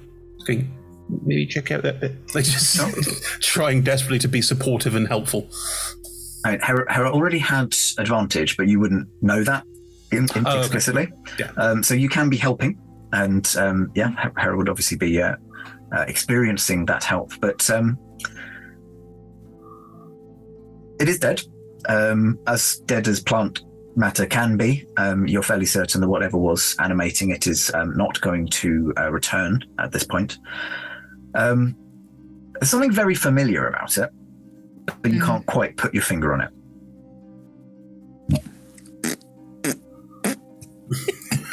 It also does not have any eyes. Yes, it's very dead. You going to explode? I don't think so. It looks a little familiar. Not sure. What's inside? What did I have for lunch? I'll have to get right in. Can I use a flash of genius that will add +4 to that roll? Sure. As you're prodding around in what, for want of a better word, we're going to call this thing's mouth, you are kind of... Like, Jones just steps over and goes, what about that bit? Just everyone just crowding around, just like, oh, do that bit. As you're kind of feeling around, you just get this really familiar smell. And it's not just about the smell of the flower, the kind of the pollen that this particular, like I said, snapdragon plant is exuding. It smells like home. And I will also just because, why not?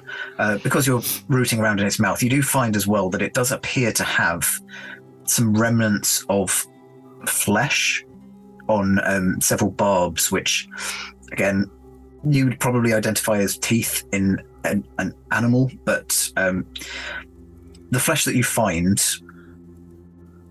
you think that whatever it was dead before it got into the mouth area.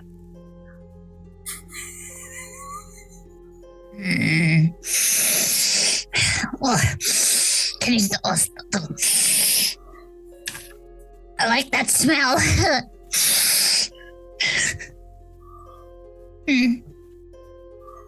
Definitely. It could be familiar. I think I know its name.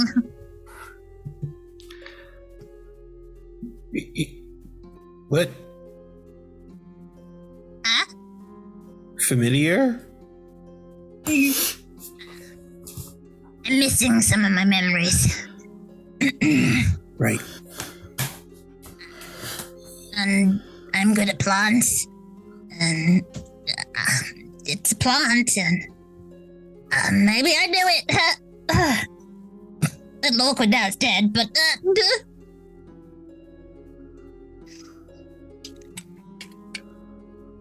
Can I? Fairly normal to me. You have seen something like this before? Maybe it's a sign we're closer than we thought, Rex. I'm not sure. Well, we're definitely in the right direction. Closer to what? Victory. That and my home, where I'm from. Maybe. Are you trying to go home? Yes. Okay. But with the memory, it's hard. Trying though.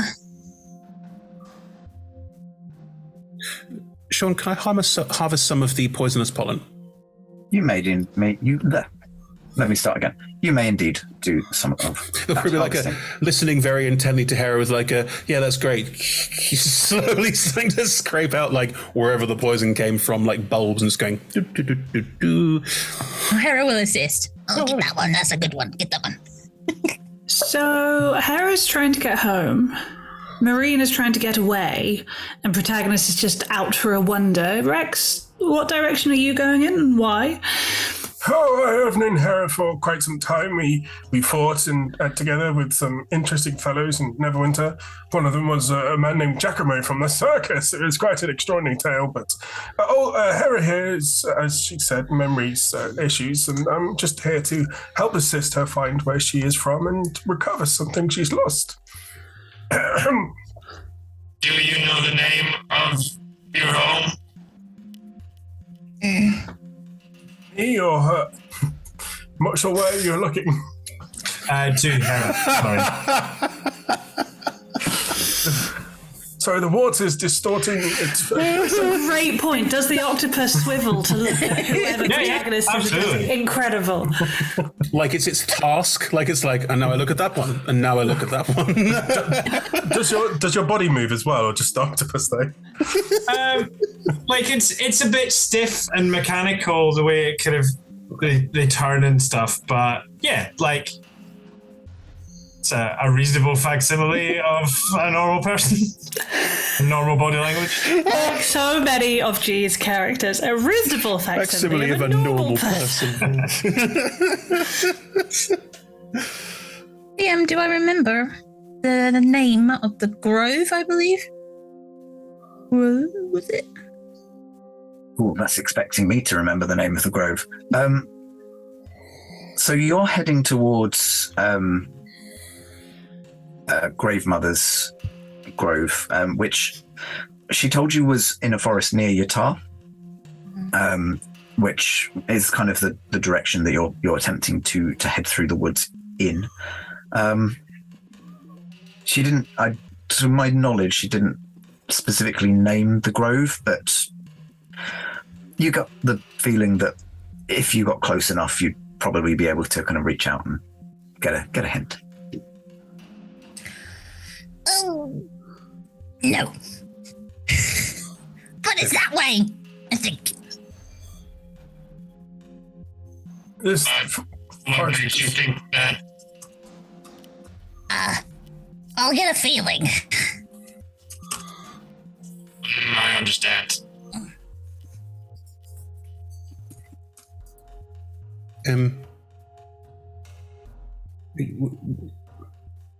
Where's everyone going now? That way. Okay. Would you like to come too? If it's away from Neverwinter, yes, please. The opposite away from it. I would say strength in numbers means safety, but you've got so many of your friends that ride with you. But not mostly them because of their combat prowess. But it's togetherness is good. Don't know how many more of those will be.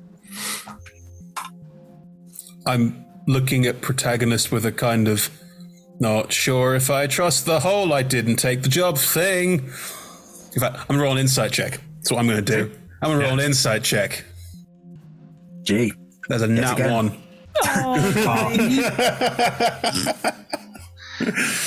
I mean, feel free to roll if you like. I mean, that was not in any way deceptive, or I could roll persuasion, I guess. Sure.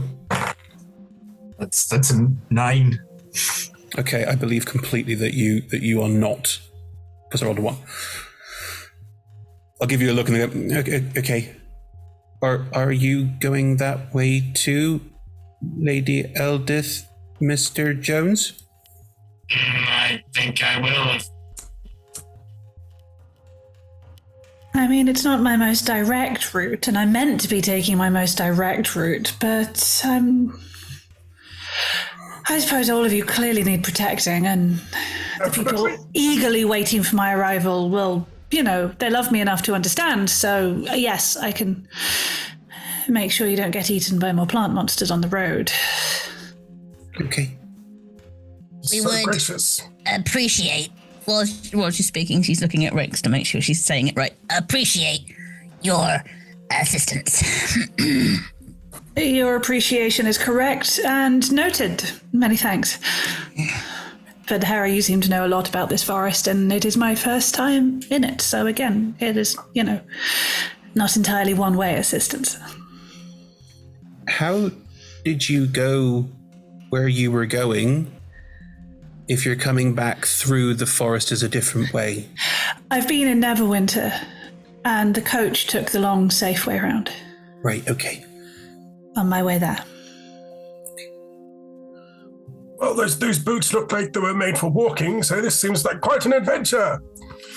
And on that button, as the 5 of you, quite mismatched companions, shall we say, this merry band of misfits, head deeper into the woods, that is where we shall take our break. Now, as everybody knows, I tend to set some sort of puzzly thing. I decided to kind of shake it up a bit. So what I'm doing at the moment is I will give you 9 seemingly random letters, which have been alphabetized to disguise. There is at least one 9-letter word in there. And there's also a variety of other length words in there as well. See how many words you can make out of it, and out of our players, if you can get the 9-letter word, I will give you a D10 as a party to roll as as an inspiration. Nice. If your longest is an 8, I'll give you a D8. If it is a 7 or a 6, I'll give you a D6. Sure. And going down. I'm assuming that you'll get me. Your letters this for session 1 are A, D, E, G, G, I, N, N, R. A, D, E, G, G, I, N, N, R. I think Rebecca's got it already, haven't you? What? No. Right. We're going to take a break. We will see you in about 5 to 10 minutes, and see you after the break.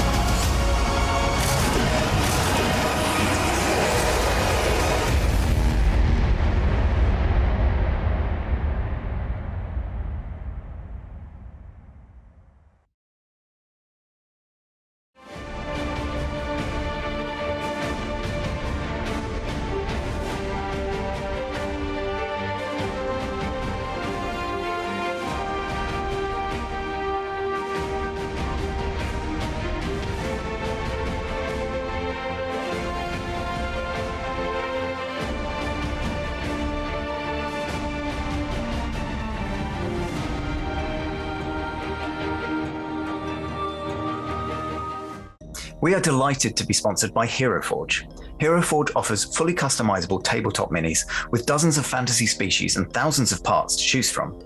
You can see all of the minis that we designed for this stream in the overlay, and they animate when we enter the combat, so look out for that. HeroForge are fantastic, so do check out the Pro membership where you can get premium access to features ahead of time, and beta access to things, and all sorts of cool stuff that just makes your life a lot easier. And you can check them out at heroforge.com.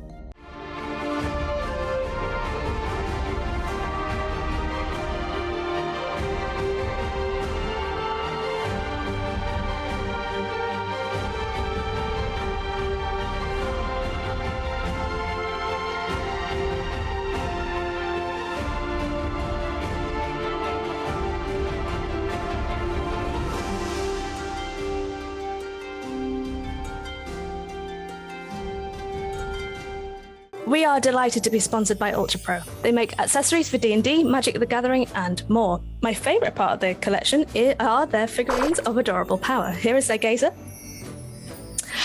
They also make other things such as deck boxes if you play Magic the Gathering.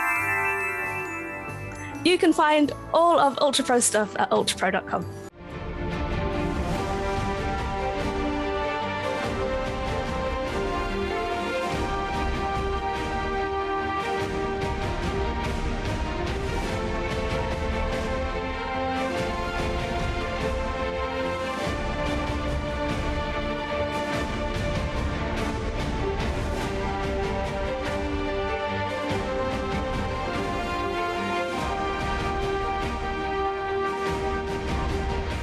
Hey friends, check out our new sponsor, Phoenix Dice, for a carefully curated menagerie of click-clack math rocks for your delectation. Check out their entire selection at phoenixdice.com, and just so you know, Phoenix Dice are all about living gloriously in the worlds of tabletop games and sustainably in this one, which means their dice are working to be recycled, their packaging is recycled, the dice are made of sustainable materials. It's all great stuff. You should definitely get involved. You can also join us today in chat with a chance to be in a raffle and win some Phoenix Dice of your own. Just put !dice into chat and you'll be in with a chance to win.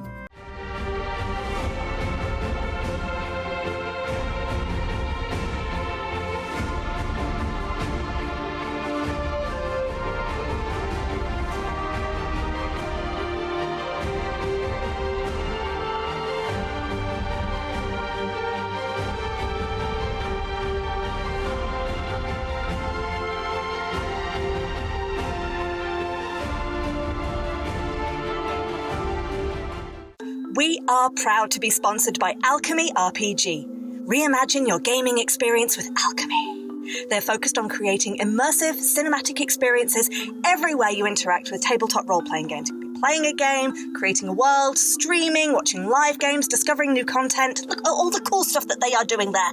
You can use environmental motion art, scene-based music, seamless character management to run your games over the internet, with upcoming features including homebrew content, streaming overlays, and spectator mode. So go and check out alchemyrpg.com.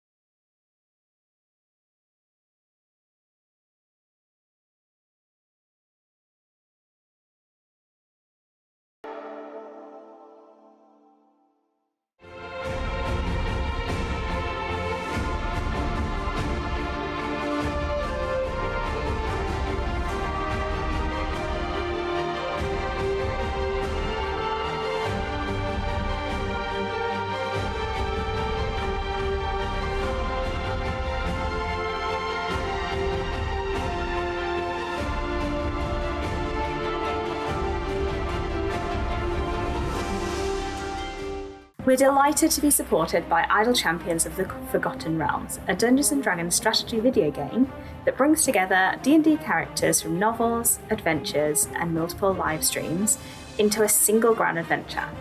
Select your heroes and formation and battle through waves of monsters for free on PC, phone, PlayStation, Xbox, and Nintendo Switch.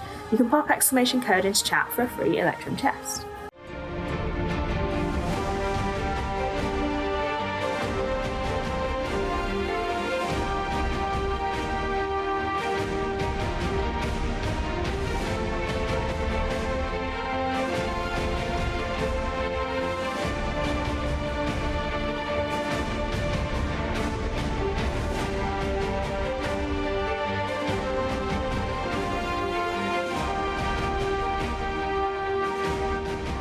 We're delighted to be supported by Neverwinter. In Neverwinter, explore and defend one of the most beautiful cities from Dungeons & Dragons Forgotten Realms campaign setting as it rises from the ashes of destruction.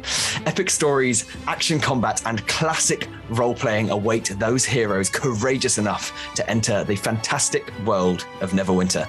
Neverwinter is completely free to play, so set yourself up an account today and pop !NW gift into chat for a link to a free gift.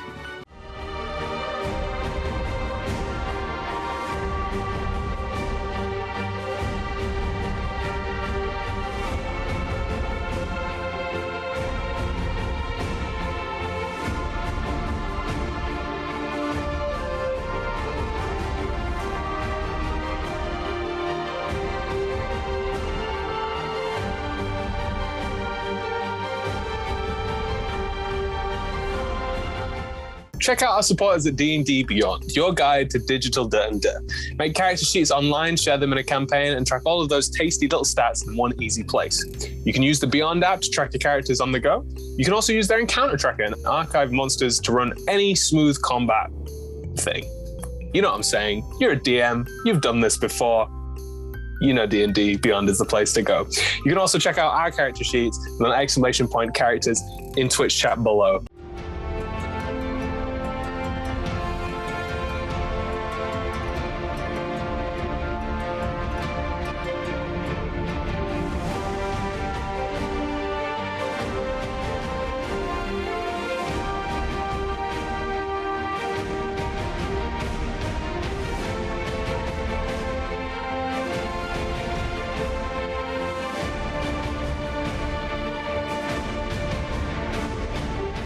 Check out our wonderful supporters Elderwood Academy, who make beautiful bespoke gaming-themed gear, including hex chest dice boxes, spellbook deck boxes disguised as bespoke ancient arcane tomes, and scroll and codex dice tower and rolling tray pairings.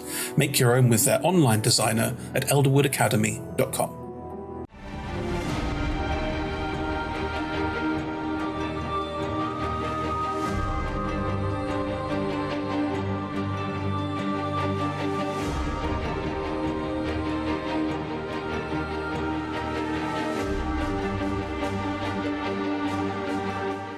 Welcome back to part 2 of session 1 of Seeds of Defiance. And when we left you, we set you a bit of a twist on the anagram theme. We've got a couple of players who have got it. We rolled off during the break just to see who would have the honour of giving it to you. So, G, what word did you get? There might be multiple answers as well. Assuming I got all the letters right, I think it's gardening. Gardening is correct. Yay! If anyone else have any favourite words that they found in amongst them? There were some other 9 ones I found. Deranging and gandering, which I feel suit this party quite nicely. Nice. This is an 8-letter word in honour of Eldith. Enraging. Also angering, which are 2 very nice 8-letter synonyms. Nice. Ginger. Yeah. Yeah. Ginger Dan. Oh no, Ginger Dan. Oh, Ginger Dan. Ginger Dan. And Chris, don't do yourself down. You found Danger Gin, remember? And Danger Gin, yes. Yep. I'm going to call one of my rats Ginger Dan. Nice. Yes. Please do let us know in chat, if you haven't already, of course, what your words you found. But as previously explained, the party have managed to find in excess of their required 1 9-letter word. That doesn't mean you get multiple D10s, but you do at least get the max prize of a D10 inspiration that you as a party may decide, is this roll enough that we want to use it? Ideally outside of combat, because you're all monsters anyway, but if you want to use it in a combat roll, I don't care. That's fine. Wherever you want. So without much further ado, you have all met and seen off your first monster. You have decided, seeing as you are all heading more or less eastward, to buddy up, safety in numbers, and all of that jazz. As you're walking along, G, what is Protagonist Jones's passive investigation? 14. 14. Okay. So you've been kind of keeping track of the conversation, or not? I don't. Whatever. You do you. I think they would be fine too. Yeah. Yeah. But simultaneously, just kind of keeping an eye out, because you do have a reason for being in this forest, and it wasn't necessarily for just traveling through. And you are noticing, as you're kind of picking your way through, odd signs of disturbance along the tracks, and specifically the job that you may have taken. You're starting to notice things that your client has told you to look out for.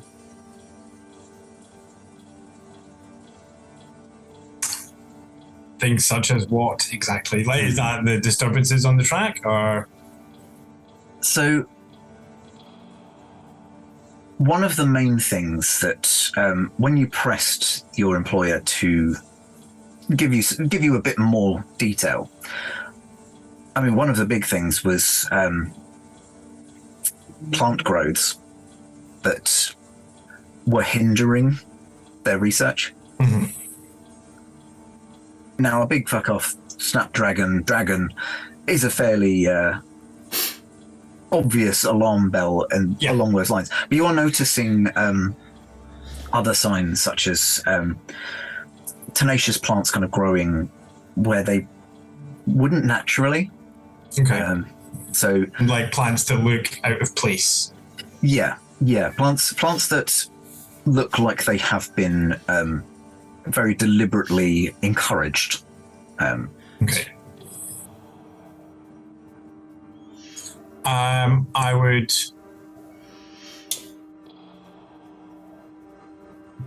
single out probably a particularly large example of one of these plants and point it out to Hera and just go, what do you think of these? They look like they don't quite belong.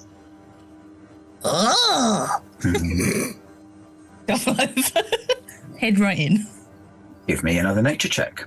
Woo. And you may still have advantage. Woo. 17. 17 this time. So,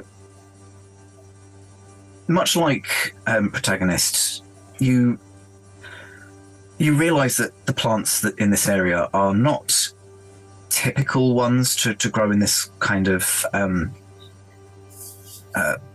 soil.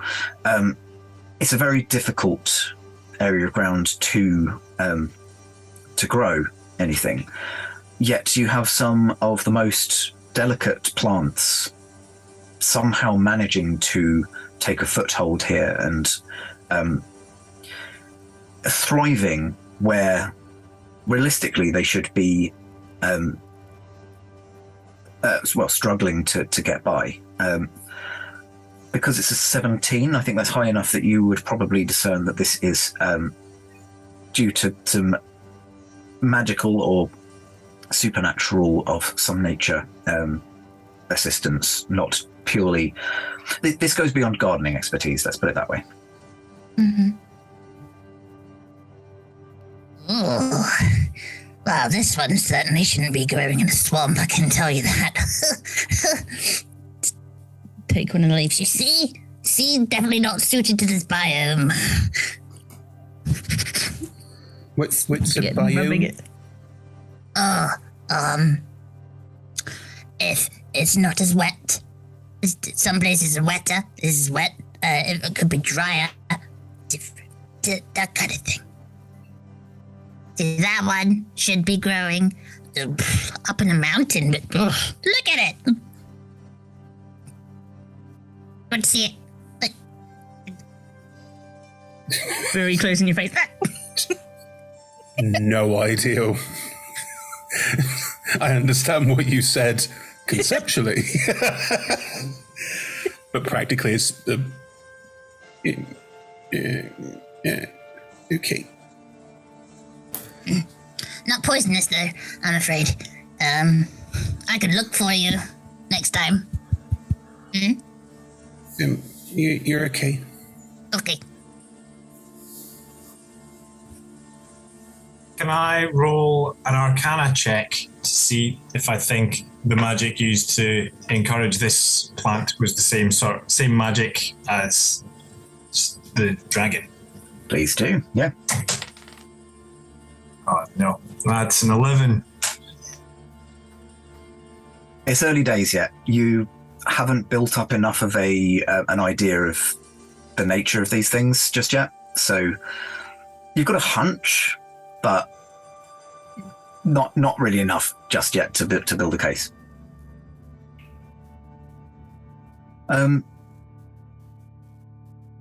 Irene, I think I'm right in saying that you're the only one with a passive of 17. Rex's is quite high. Oh yes, Rex's is ridiculously high actually. I forget. My passive perception is 24. My passive investigation is 11. Oh, my passive investigation's a 9, mate. Okay. My passive insight is 19 as well, which is nice and high. I forget that I had one of you in each campaign in the first two Neverwinter ones, so nothing. Everything. What's everyone else's passive? Just so I can be clear. 15. Perception. 8. 11. So 8, 11, and 14, wasn't it? 15. So Rex and Myrene, then, you are the only two who, just out of the corner of your eye, as you're walking through this heavily forested area, out of the corner of your eye, just up in one of the trees, you just notice a figure leave a branch and kind of swing off stealthily. I rolled a stealth check, and you both beat. Can I keep track of it? Yeah. Hello! Rex, what are you doing? Is someone there? Someone's swinging around in trees near us. Oh my god. Sean, I rolled a nat 20, so that's a 32 on stealth to follow. Okay. Yeah. I mean, I was going to say, are you using any ranger abilities, but sure. How far away from your current party are you going to travel? Are you just going to kind of sneak off and report back, or see how things go? I think I will just go and see how it goes. Cool. I have gloves of swimming and climbing, so I'll probably go up into the tree line to try and follow its route instead of just following at ground level. Cool. Because what I have learned is the ground is bad. I'm sure the trees are bad too, but for now, Myrene understands that the ground is bad. The trees thus far have not attacked you, so exactly. Thus far. And with a 32, even Rex does not notice you depart. Rex, you notice the figure leaving the trees, but you do not notice your companion skitter Everyone, up. stay together! With Rex shouting out, I would look. Can I roll a perception check?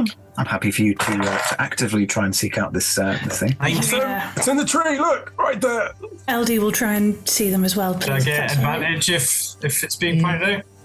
Right there. Look, I'm literally pointing right at it. Go on then. Yeah, you can have advantage. Yes. So that's 21. 8 for LD with advantage. Okay. 16.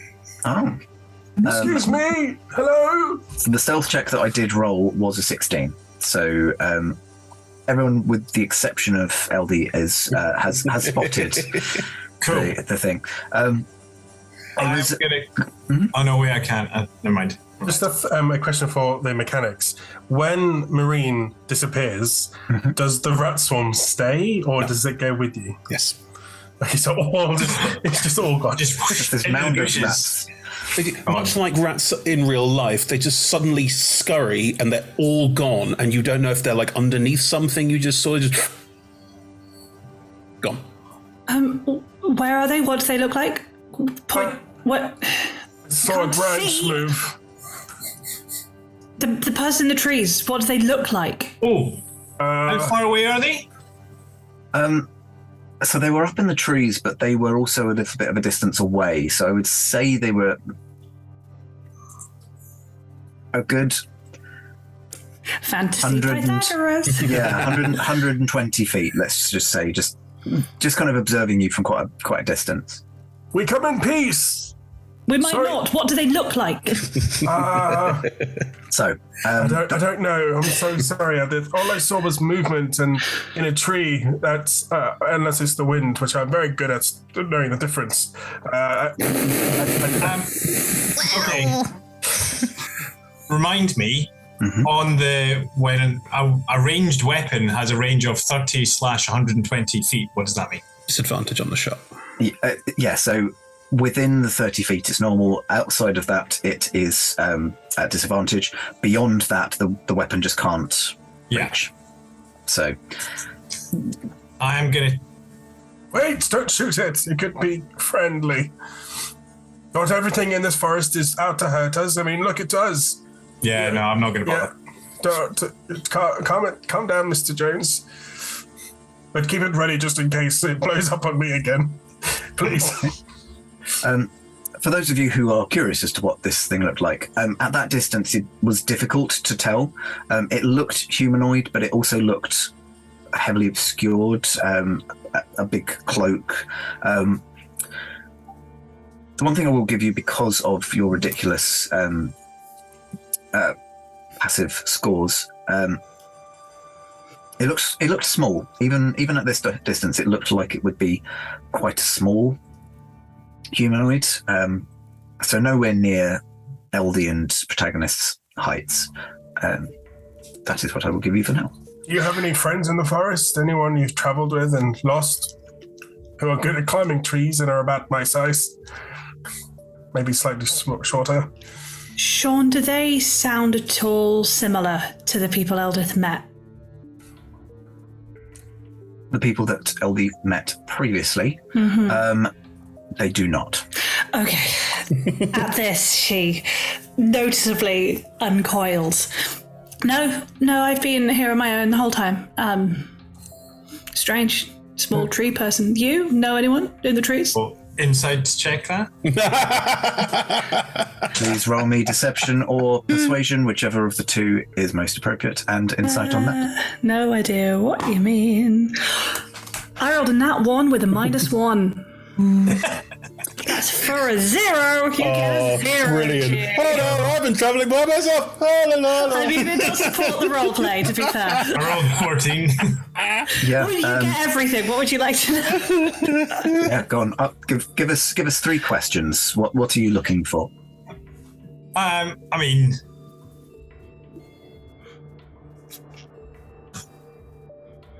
Are you lying? I feel like no. I think I'm just gonna stick with. You're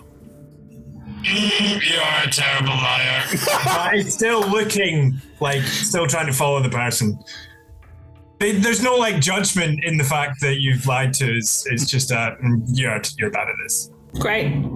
Would protagonist, I mean, in the interest of fairness, I rolled a nat 1. There is information I feel it is fair that you could glean. Are there questions, like, is there information you want that you will know even if you don't mention it? Okay, so you have been traveling with somebody. Maybe. Like, why are you not traveling with them now insofar as, like, is it your choice to not be traveling with them? Are you scared of them? You would get, I am sad that they are not here anymore and it was a bad thing. Okay. But yes, there definitely was a person. You mentioned family.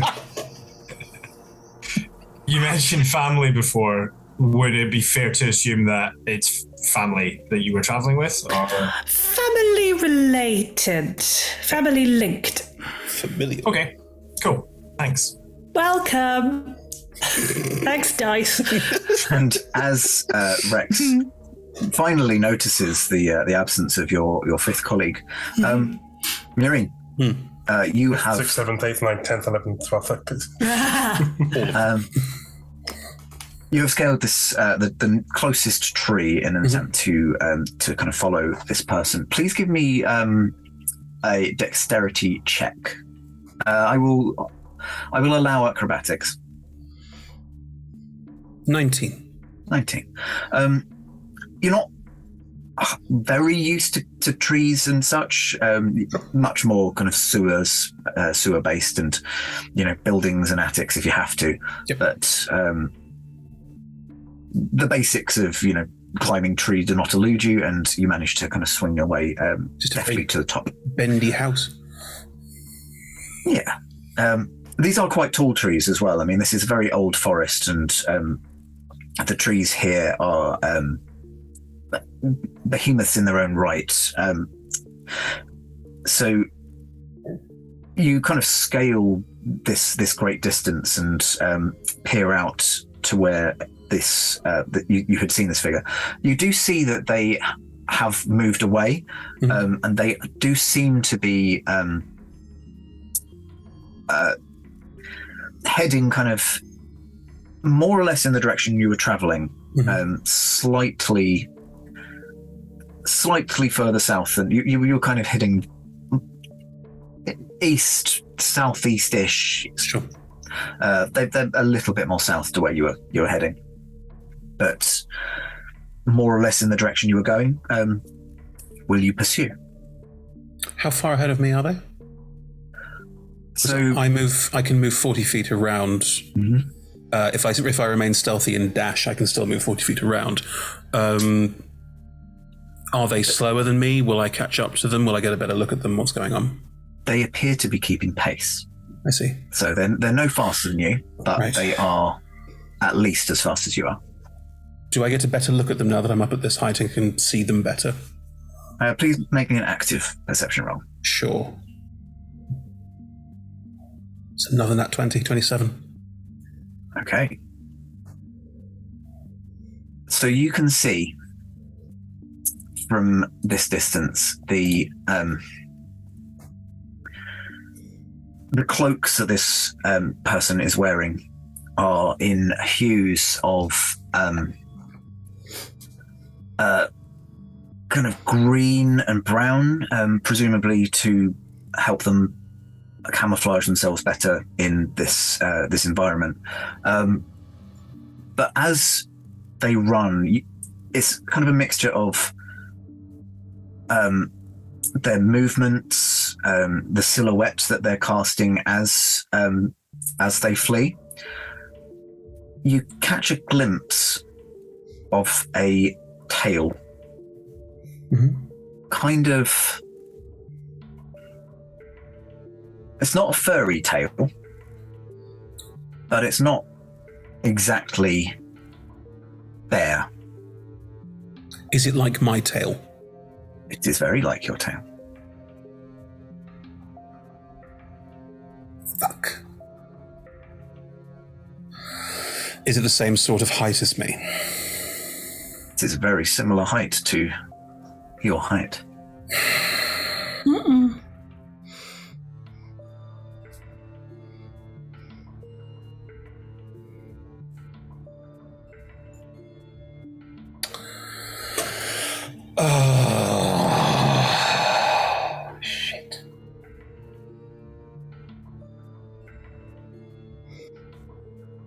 can't speed myself up that much to be able to catch up to them, which means they'll just stay ahead. They're going a similar direction to where we're going.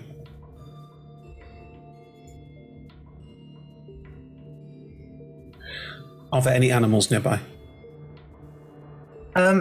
It is a living forest. There are certainly going to be birds in the trees, squirrels and the like. Any of them that can move 40 feet a turn, God. You're probably looking at mostly small mammals. Yeah, none of them would be fast enough. None of them would be fast enough, would they? I think that flying. I'm not sure about the flying speed of like a small bird off the top of my head. Most of the D&D flying speeds and other speeds are. But it doesn't have to stealth. It can go at full speed because it's just a bird. I'm being chased by a robin. No one said no one ever. No, Muriel has an intelligence of 9.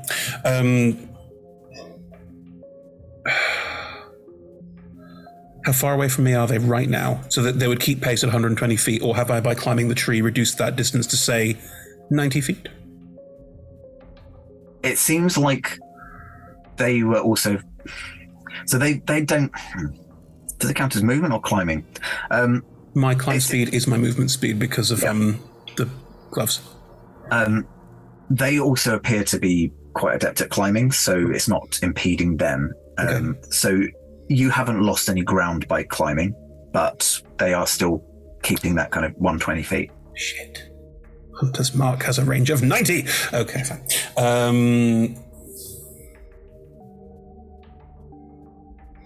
I'm going to climb back down. Mm-hmm. Yep. I'm going to climb back down and I will reappear amongst the others and drop any kind of stealth I still have. Probably just in time for Rex to have gone, oh, where's Root? There. I've just moved like slightly to the left.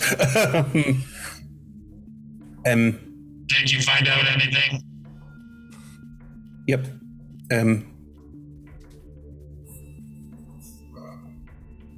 And this is Murine's expression as well. I think it's them. I think they're after me.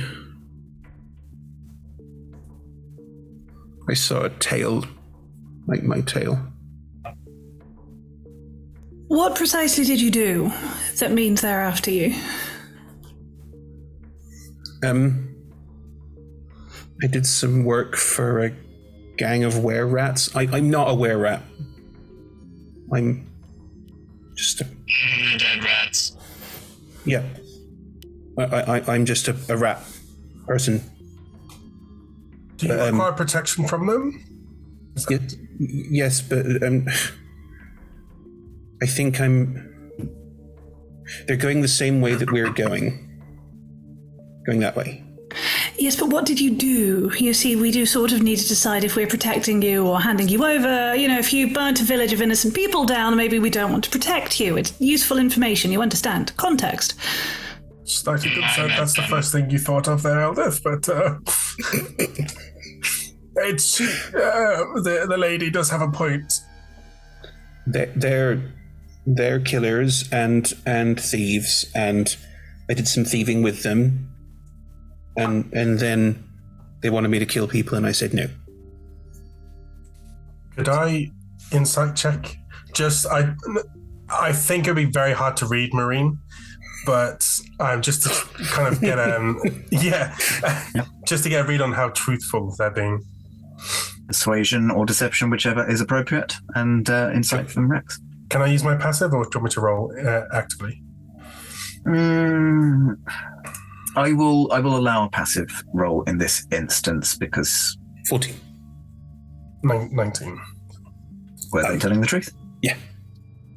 I think it is. I think it would be very hard to read Marine, especially for Rex, because I'm used to dealing with human expression and stuff. And yeah. I didn't take anything or do anything. I just said I didn't want to do it, and then they said you don't get to leave. Well, then that sounds like we're protecting you, doesn't it? I don't want anyone to get hurt because of me. That's why Lady Eldith is here. I was going to say, that's very sweet, my dear, but have you seen us?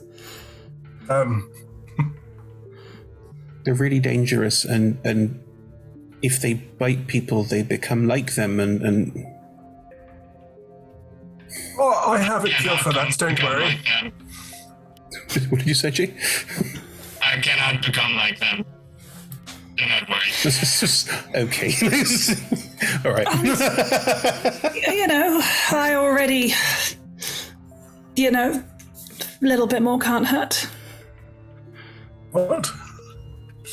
You all saw the claws. Oh, yeah, I just thought you were really hungry. I mean, I was. I didn't get my own way. And apparently that means I grow claws, or sometimes teeth. One time a tail, that was concerning. Are you okay? Are you okay now? Do you not normally have a tail? Oh, right. Irene forgot that most people usually don't have tails. But no, we will take care of you. Pointedly not listening to Rex's question, not hearing Rex's question. Are you okay to keep going in this direction? It's sort of the direction I meant to be going in, and it might be Hera's home, but... Can we go a bit more quietly? Yes. Look at my heavy armor. Yeah, yes. My rats can help us all go a bit more quietly. If everyone's okay with that, I don't want to. That sounds like fun. And you could always come in sort of the middle of us, and so if anyone tried to jump out of the trees, they'd have to go through us. I have very fast reflexes. Okay. He tries. He tries. Okay, Mr. Jones. Is Mr. Jones okay? Yes, if you like. Okay. I just can't remember your first name, I'm sorry.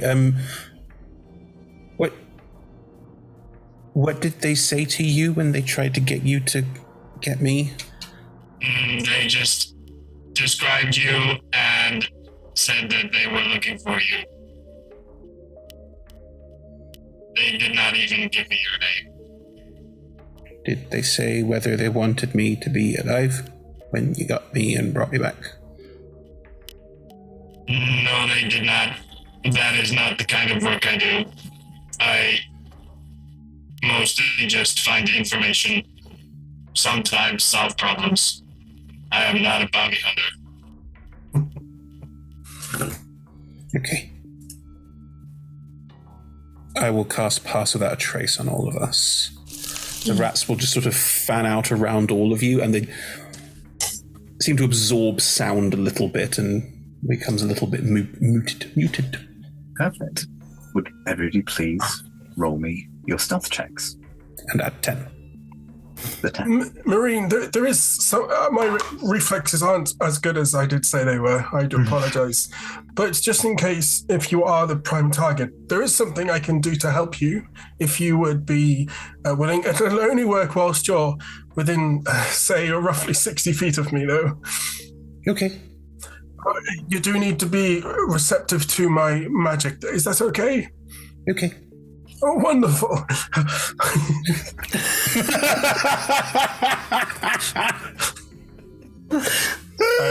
I just like bring my hand very close to Marine's face, and then I slowly withdraw it away, and there's just a tiny little skeletal hand on your forehead, and then one appears on my forehead too, and I'll cast Warding Bond on you, which gives you resistance to all damage whilst you're within 60 feet of me, and I take the half that you don't take, and it also gives you a +1 to your AC and saving throws. Oh shit, thank you. No, my stealth. Yes, please everybody let me know what your stealth rolls are. 30-20 with advantage. 32. 34? Yeah, dirty 20, so with the Pass Without a Trace, 30. Nice. 30. Same for me. Very nice. 22. Okay. I am big, okay? No one was judging. That was a snigger. The lowest scores there were still in the 20s, so you're pretty freaking quiet. This forest, as kind of previously said, there was a eerie quietness to it. There's the odd noise of scurrying creatures around you, but for the most part, the forest is quiet, and so are you.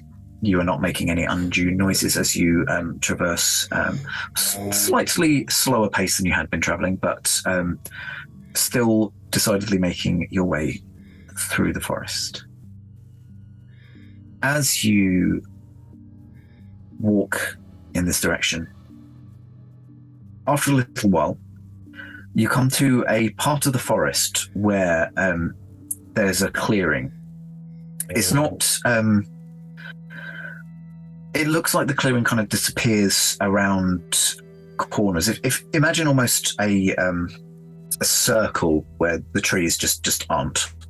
You can't tell if this is a sort of elliptical shape, just slightly curved, or if this is indeed just like a whole kind of ring around an area. But you can see, because of this clearing, you can see off in the distance, a large monolith-like structure. It appears to be manufactured. That's all you can really get from this distance.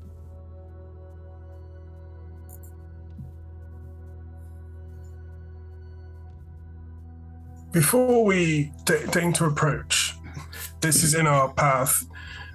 There is something I can do to assist in gathering more intel from here, but before we enact that, we could go round.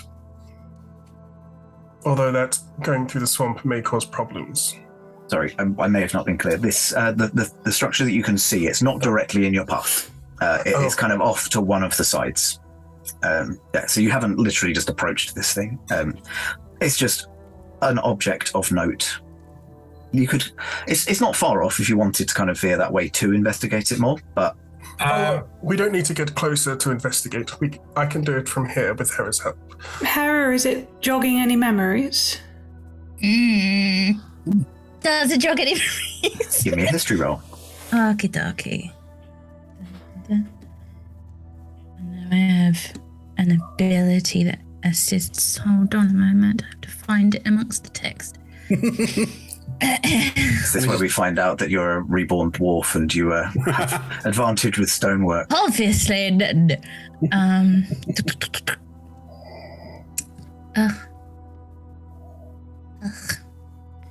Reading. No one told me this game would have so much reading. Math. And math. While this is happening, can I be applying one of my contact poisons to part of my glove, a finger that I don't normally use, like say the fourth finger.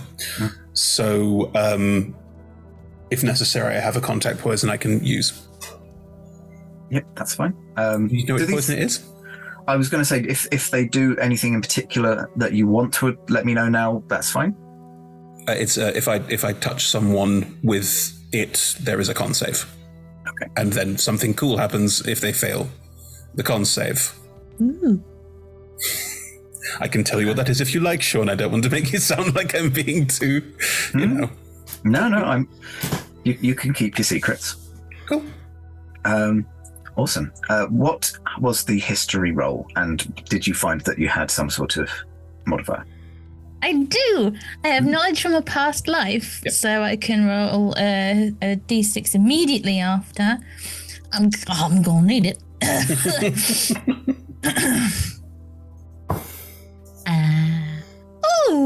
So that's a 9 plus 6. Ha ha. Okay, so 15.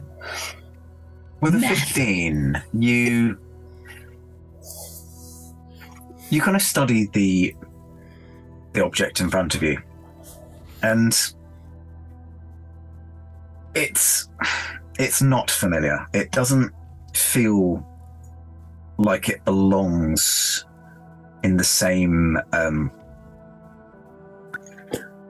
If you were to kind of imagine the space where the plants that you recognize would exist, this doesn't feel like it fits. This is not a thing that, on the face of it, jogs any memories for you. So I think Jones will like reach into his breast pocket and pull out like a little flip book, notebook thing with a pencil, and just flick through a few pages. And Sean, I'm assuming that when I was hired by the person that's investigating these big monolith things, they would have given me some bit of information about them. I will say that had you been asked to roll this history check, yeah, there might have been a bit more information. This does match some descriptions that you've been given of the research that your patron is. Patron not in the warlock sense, patron in the... Sure. Payment sense. Sure. Monetarily financier. These aren't words. It's a client. Yes. Kind of patron. It's kind of patron, just saying. If you don't mind waiting about 5 to 10 minutes, I can do a quick, with some assistance from you lovely people, we could do a far away examination of this area, and also the surrounding area. Might just give us a bit more information. I could go take a look around. No, we can stay here. We can do it from here. I would just need Harris, maybe Mr. Jones, your help, if you seem to have some arcane arts about you. I know a thing or two.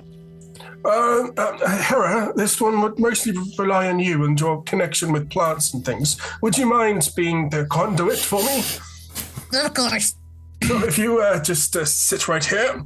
Okay, cross your legs, close your eyes, put your hands over your chest, and just open your minds, and I'll go over to Protagonist Jones, and in your sketchbook, if you will, can I borrow that?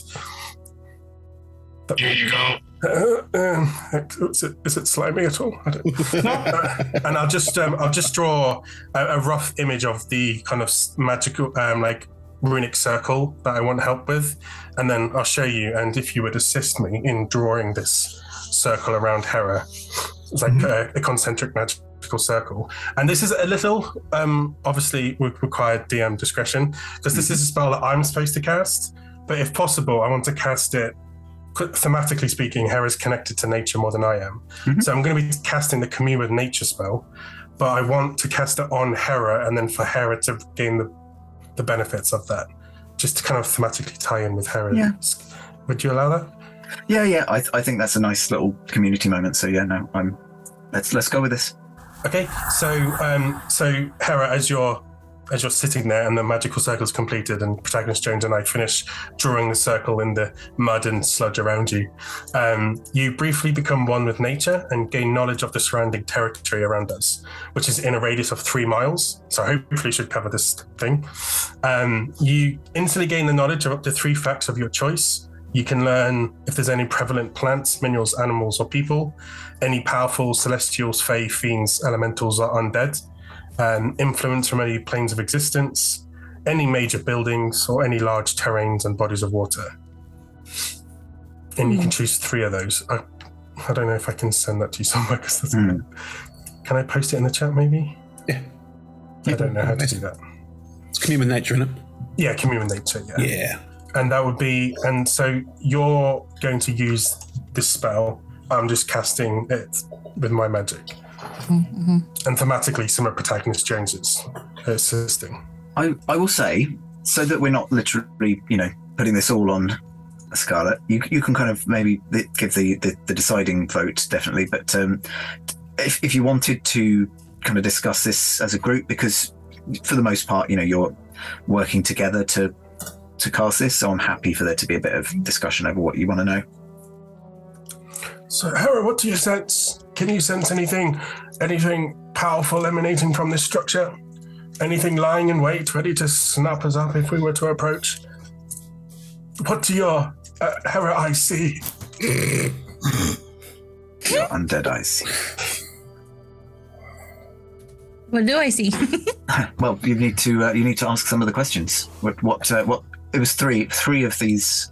Yeah, I put three out of these options. Do you want to know if there are any beings around? If there's any powerful celestials, fae, fiends, elementals, or undead in the area within 3 miles of us. Sorry if this is No. You do get some pings about undead creatures. So there's a couple that appear to be that feel more dangerous than others, but you do notice that in a couple of places there are some large clusters of you can't tell what, but numerous smaller or less powerful undead creatures. Undead. Some worse than others. Others together. It's one fact. What else would you like to know? Anyone else? Does anyone else want to pick something?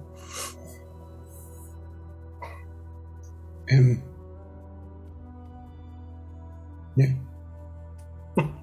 About the monolith then?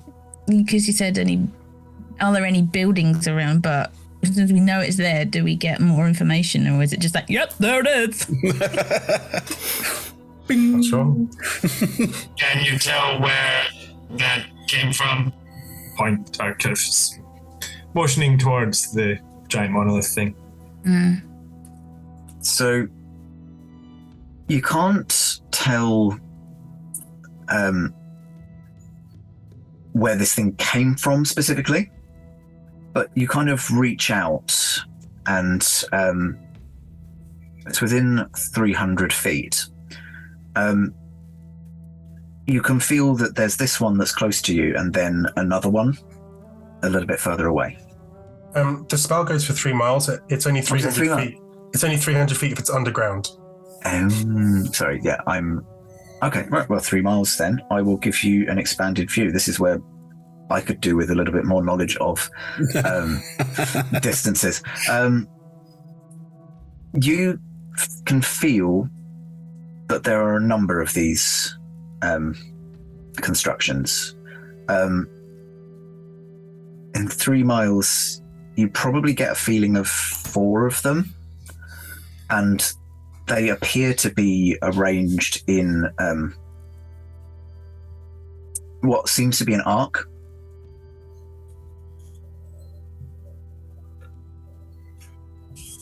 More of the structures. Interesting pattern. Top 4. What kind of pattern? Arc. You have 1 question left. Could the arc be part of a circle, do you think? Come feel further. If so, it's very big.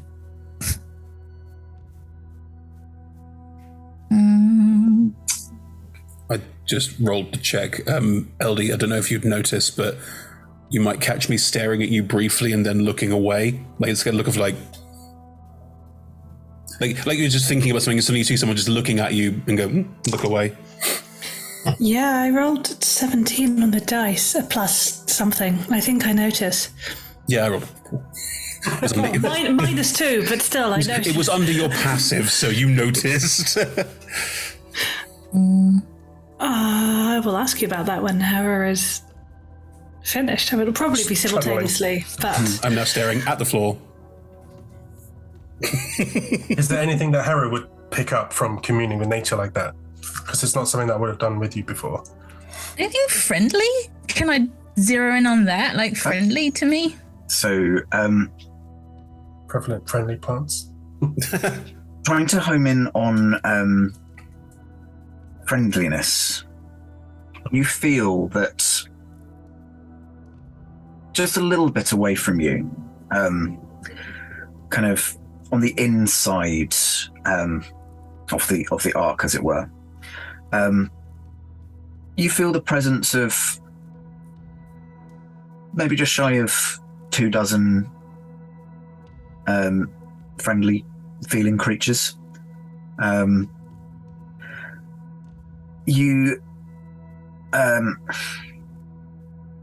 They all feel like they're kind of in one area as well. And I will also just add that you feel a number of kind of plant presences as well, including one that again just feels quite familiar, just kind of on the edge, a bit further away from where you are. Oh, the garden. Not too far. Aaron's smiling. You've got a hole in the side of your face, don't you? Yeah. See inside. And the magic is done as that circle unwinds itself and disappears. Perhaps that should be our next start plan. Be safe from any more onlookers. Okay. Well, I would very much like to investigate the undeath within those monoliths, but it's not part of my current task or particularly urgent, so I'm happy to continue. So how tall are these monoliths? Sorry, G. So the trees, as kind of Ethel mentioned, they're kind of very large, very old trees, some of them kind of in excess of 100 feet and taller. These monoliths are not quite tall enough to poke out over the top, but because you are in this sort of cleared area, you are able to see it. It's probably in the region of 90 to 100 feet. And they don't look man-made? No, they do. They are manufactured. What kind of style? This is out of character, I'm just intrigued. Trying to get a picture. I'm not sure how to say it without being obvious. Yeah. It's a style that Maureen doesn't recognize. Yeah. Protagonist only kind of recognizes because they had the help of the sort of diagram. I'm not sure that anyone else really would. Not really the sort of style that you'd see around Neverwinter. Okay. Cool. So yeah, just to Rex, protagonist will say, if you are interested in studying these, my employer does that. I can introduce you to him after we're done here. Yeah, very much. Would yes, quite. I'd like, yeah. Whilst they're all pontificating, Eldith will good word. Saunter over to Maureen. Can I help you with something? No. Do I have something on my face? No. I can bend down so you can see it more clearly. I wanted to know if you wanted to know something, because they're doing all the clever magic stuff, and that's very kind of you. Clever magic stuff isn't really my ballpark. No. I can do this, and I will just punch the floor. Correct. That is exactly what oh, it's so much better what I was going to say. No, what were you going to say? I'm sorry. I will just reach out. Does Maureen have whiskers? Yeah. I will just make a little harmless shower of sparks come out of their whiskers. And be like, I can do that. That's harmless, and it just basically helps me keep my nails looking good, really. But the rest of the time... Check to see my whiskers aren't on fire. They're not on fire. I wouldn't have set your whiskers on fire. Got to go cross-eyed and look at my own whiskers. Eldith pulls out the hand mirror that she, of course, carries in her purse at all times, and will show you that your whiskers are not on fire.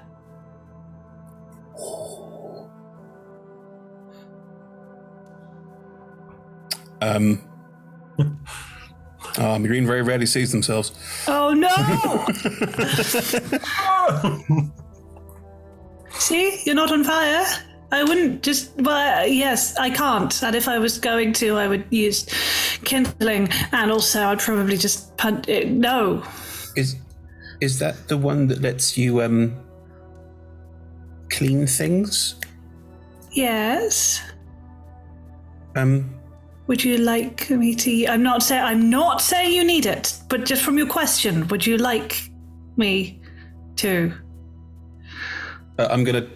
I wear a sort of it's a hood. It goes over, but it's got a little sort of cap on the front of it as well, like a sort of traveling cagoule.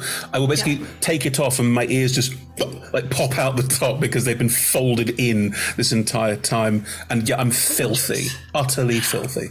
Okay, well, I mean, if you'd like, then we can just do a little and LD whilst all of this magic nonsense is going on. We'll just repeatedly cast prestidigitation until Maureen is clean and smells of sandalwood, and their fur gets a little bit of a windy blow dry.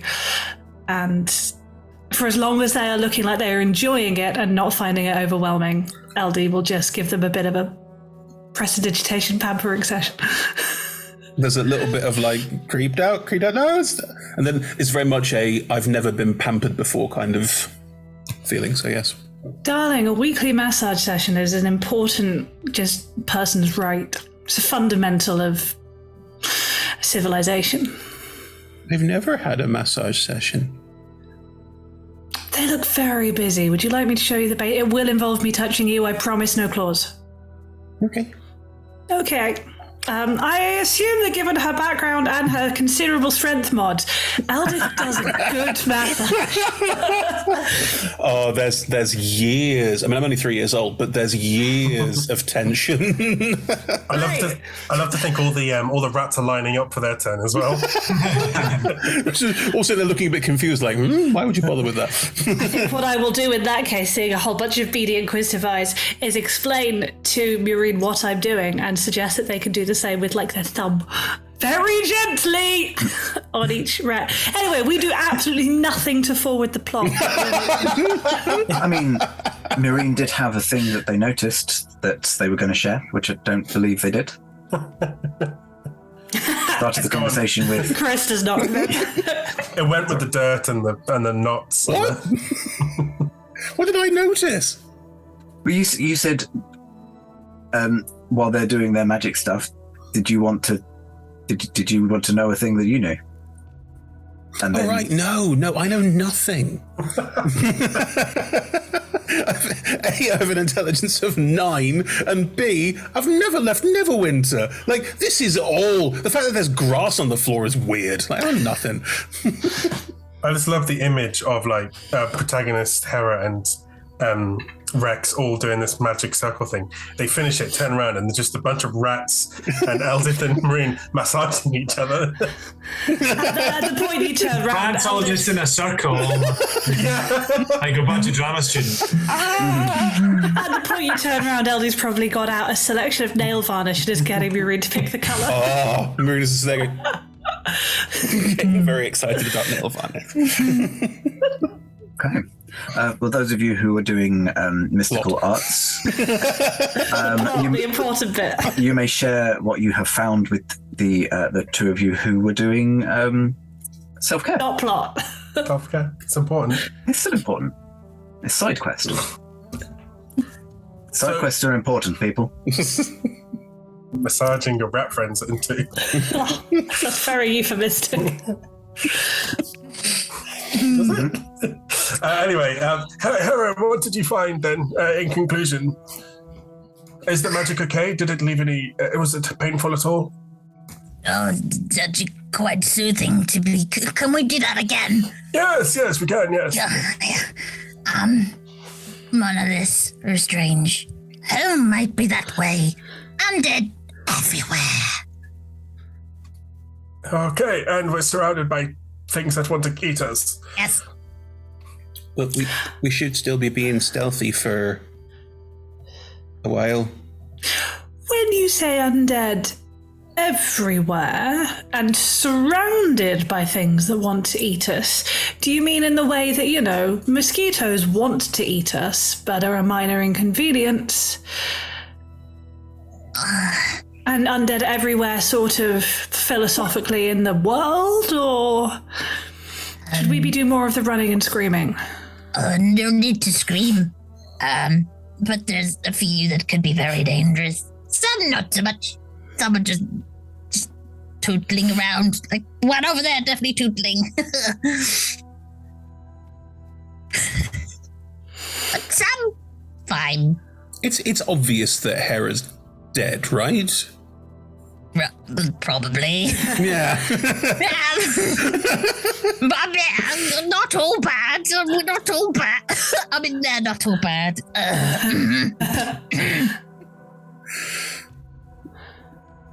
Okay, should we move, maybe? Which direction, though? Hera thought home was over there, so over there. And protagonist. For safety. I think that is a good idea. Marine, are you okay with accompanying us still? Yes. And we're going that way is okay for you too? Yep. I'm going to go over to Hera, and with a slightly buoyed confidence because of pampering and looking after, is going to just take Hera's hand and go, "Where are we going?" Oh.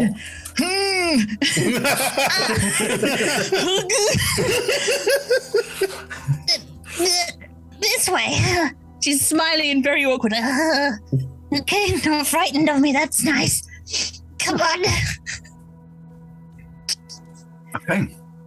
So you're heading. Go on, Sean. Towards... Ruin the bucolic loveliness we've established. Ruin it all. No, would I do that? Yes. There is no precedent. Oh yeah. As you're moving towards the friendly feeling creatures. So you move towards this this feeling that you had, and within probably only a mile. Bearing in mind I've got no sense of distances, but I'm gonna say a mile and die on that hill. I don't know how big that hill is. Probably about. As long as we don't. It's all flat. It's fine. You suddenly notice that the trees. So you've kind of left the clearing, gone back into a more heavily wooded area, and you notice that some of the trees have little doors and windows carved out of them. They appear to be mostly open face, so they're not don't so much have a door as such, but there's a large portal that appears to be door shaped and windows. They're kind of carved into some of the larger trees, so they've avoided more or less getting too far into the core of the tree. So it's just kind of you might get what appears to be several dwellings, so 2, 3, 4 around the trunk of a single tree. But you do notice that there's just this little village of carved out dwellings. You don't see anyone around. Are we remaining quiet? You are remaining quiet, you're remaining stealthy. That was a question, roleplay question. That's fine. Oh, I see. Yeah. Are we remaining quiet, or shall we announce ourselves a little louder? They're definitely friendly, right? I look at Hera. Well, Yeah. I don't think I'd be that small. I don't think I would have fit in one of those. I look around, can have a look around for any teeny tiny people. Okay. Please give me a perception roll or investigation, depending. If you're kind of peering into buildings and such, then you can buildings. You can roll your investigation or perception just to kind of have a generic look around. If we don't want to get too close, I could send...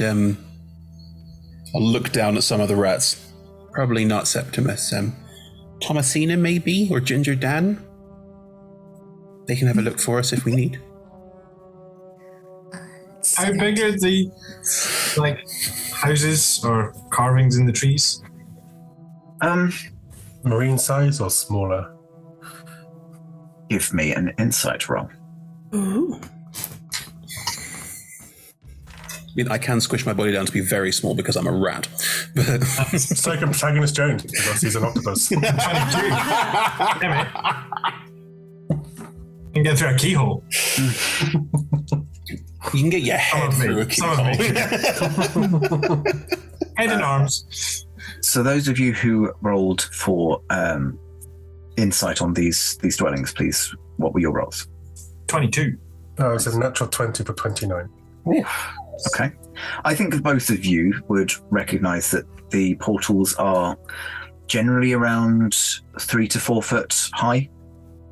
So not particularly comfortable for most humanoids, but a small one would probably find that more than ample. Those of you who were rolling to investigate for presences. 17. 17. Anyone else? I was going to send a rat, but no need. You do get a sense for a number of hushed voices that appear to be kind of hiding away, not in the dwellings, but slightly kind of further out, as if they've kind of just vacated. And I will say, especially those of you with passives of ridiculous, actually anything over a 13, so including Hera's perception, you are aware that there is that kind of presence in the trees again. Just kind of watching.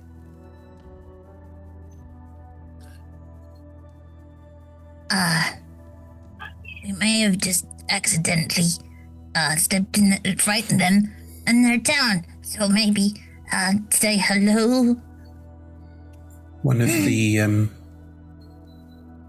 the people like me is above us, looking down as well. Hello, I'm Father Rex. No. Wow, it's the first time Marines feel comfortable enough to show a bit of no.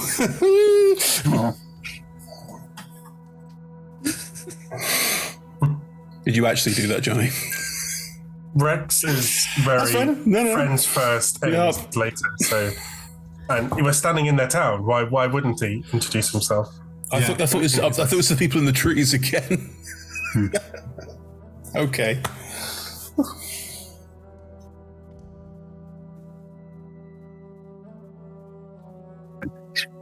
Okay. Slowly, you start to see emerging from around the back of some of these tree dwellings, groups of huddled humanoids, rat folk, who, some of them in family groups, some smaller ones with some adult-looking ones, one that looks a bit older than the rest, walking with a staff, who approaches and just, hello, who are you? I'm Father Rex, and these are my friends. We come bearing no ill will. All right. Well, I mean, you did approach us quite sneaky-like. Oh, we almost got eaten by a large plant before, so we're a little bit on the safe side. Right. We were trying to hide our presence from others, not from you. But it seemed very wise. He kind of peers around and sees Myrene. Myrene has shrunk back, if still holding Hera's hand, close in and behind, because from Murine's perspective, they are a strange magical anomaly. They didn't realize there were other people like them. We'll squeeze hand, just supporting.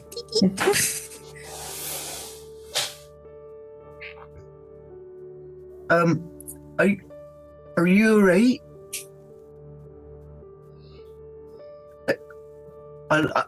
I'm sorry, I haven't introduced myself. I'm Ochre. Father Rex, we know. Hello! Hello, everyone! My name is Protagonist Jones. Hera, hello. I'm Eldith, and this is Marine. Giving them just a little encouraging push. Heels dig in. Like, no. It's up to you if you want to force it. It's just, I don't know what's going on. Like, we'll give it an insistent little push, and when that's not working, just leave a hand like on the shoulder as a like, we're here. We won't let anyone eat you. Right, well, let me introduce you to everyone.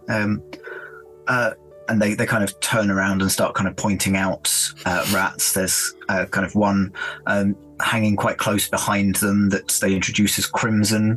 There's another one that you understand. Jones will take out the notebook and will be noting down all of these. Crimson, Snowy, that's Fairy.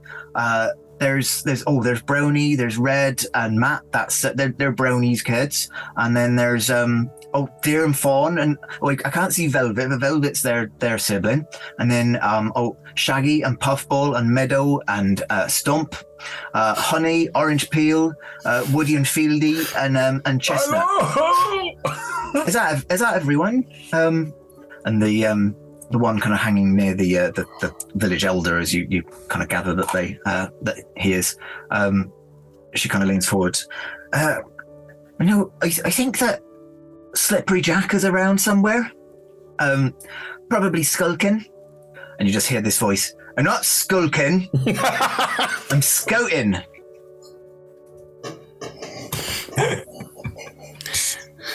Mr. Slippery Jack, sir, were you the one who we saw in the trees earlier? No. I don't need to pass a insight of 19 to know you're lying. No, come on, Slippery Jack, come down.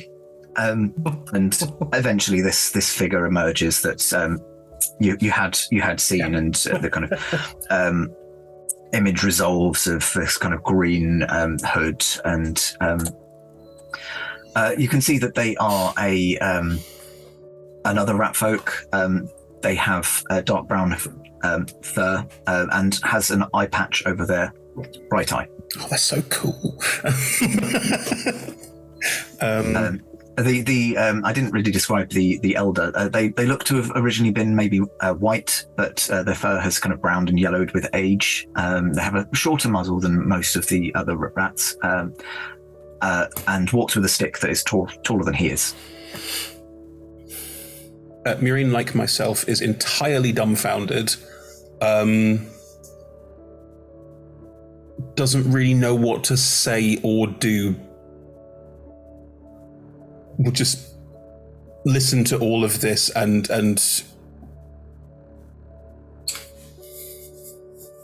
just not really sure what to do at all. Mr. Ochre, sir. Oh, yeah? In our traverses of the forest, this is probably the safest place we've seen. Or would you be adverse to us taking a quick breather in your little wonderful village, town thing?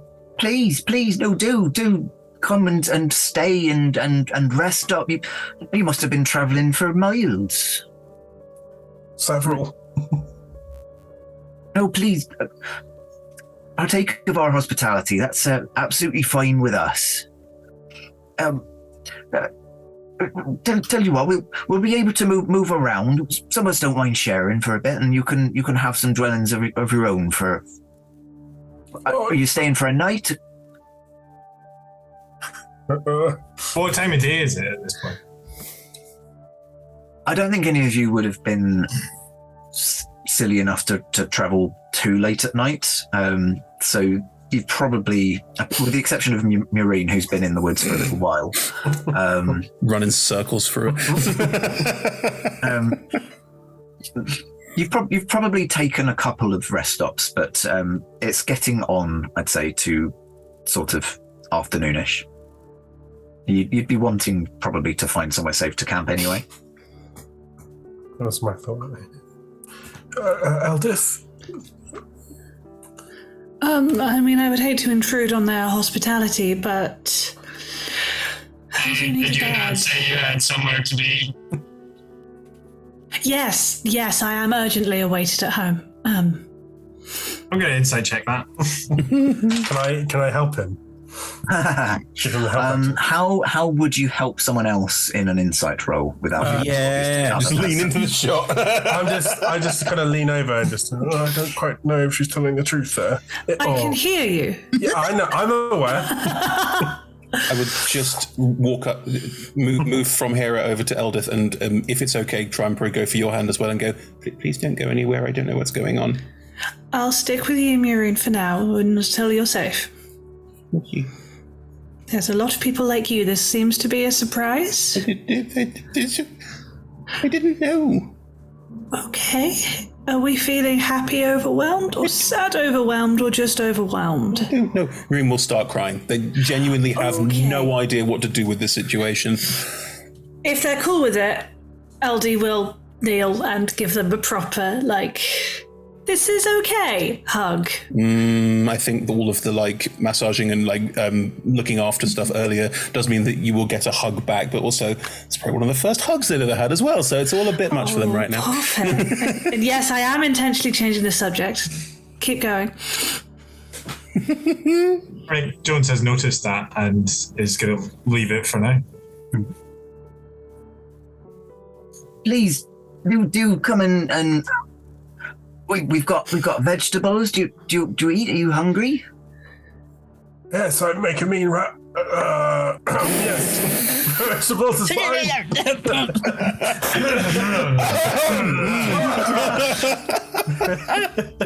Sits through hiding when he said Thank you, but I do not eat. What? Does the octopus? I know. No. With it.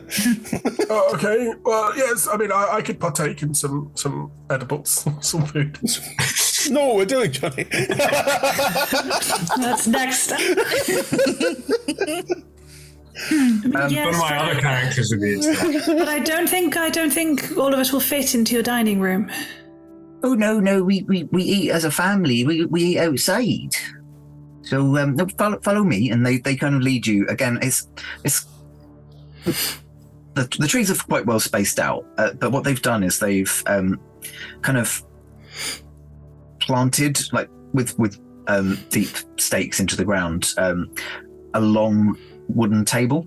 And to be fair, the table is placed at kind of Maureen height, but it does have little blocks of wood that they use as chairs that you could kind of move out of the way and sort of maybe kneel at the table if you wanted to have dinner.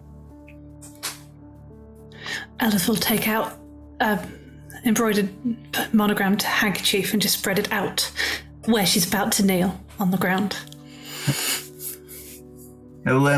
So Shaggy is our chef. So we'll and Shaggy is this light beige, but very kind of long furred rat folk. It kind of hangs in distinct tufts, like a sort of frilly dress or one of those fancy lampshades. They wear a very floppy kind of chef's hat and overalls, and they appear to be just kind of looking over a sort of area to the side that's been put aside for them to cook in. And there's a smaller rat folk that's just kind of helping them out, that you understand to be one of Shaggy's children. Puffball or Meadow? Stump. Yeah, Stump. Stump is caramel brown with short spiky fur. Or was it spiky? It's kind of... No, Stump, we eat garbage. Okay. It's going to be had to get one reference in at least. Yeah. Yeah. Marine will just sit down. Still pretty overwhelmed. They'll take. No, they probably left the half. They'll have left the half. Hera will sit next to Marine just to give a little moral support. Slippery Jack, with your expert scouting skills, just a curious question. Have you seen much beasties or plants-eating things in your scouts? As stealthy and slippery as you are? Give me a persuasion roll. Slippery Jack's not particularly trusting. Maybe I did, maybe I didn't. I was trying to butter him up with my nice words, but clearly he's immune to charm. And my 0 charisma. That's a 5. What do you want to know? Why do you want to know? Johnny, he's got an eye patch. He's too cool for this shit, man. He's too cool for me. Perhaps you know where some of the dangerous magical plants have been coming from. And if that can be advantage to the persuasion roll? Go ahead. Yes. Jesus, no one expects the Inquisition, do they? It's a 15. 15. You tell me what you want to know. Maybe I'll share something. Well, see, we're traveling through and trying to find Hera here, her home.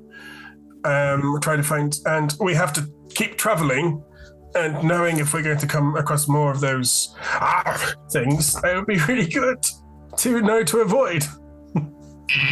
Also, I am a private investigator. I have just met Rex and Hera today. I've been employed to find out what is attacking some researchers in this forest. Well, I don't know about researchers. There's undead. He kind of looks over slightly shiftily at Hera. Like your friend, but not quite as together. Or as nice and charming, I'm sure. No. Where would they be located mostly? We sent some potentially maybe those near those large structures. You know, the really big things. Yeah, mostly around them. Have you been in? In what? The things. No. Don't go near them. Oh, okay. You don't, or no one does? I mean, I'm the only one who really leaves the village. Brave rat folk you are. If I had a lovely... Why do you not go near the structures? Because they're surrounded by zombies. Did you not hear what he was saying? You might still investigate them. Does anything ever leave the monoliths, or do the undead just party around it? Yeah, not stay. Do they do the fat tango? Don't know. They're mostly just hanging around. I don't want to really go near him. I don't want to attract him near here. So, but they don't really leave the monoliths. They're attracted to it, like fireflies to a flame. Do they have moths in the forest? I don't know.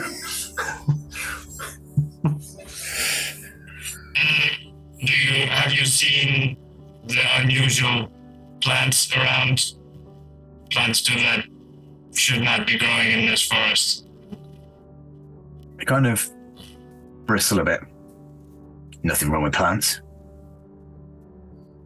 Oh, we love plants, just as long as I would like to insight check that. Of course. Sting in the fucking tail. So it's a 19. 19. Yeah, there's something that they're like. They take offense to it.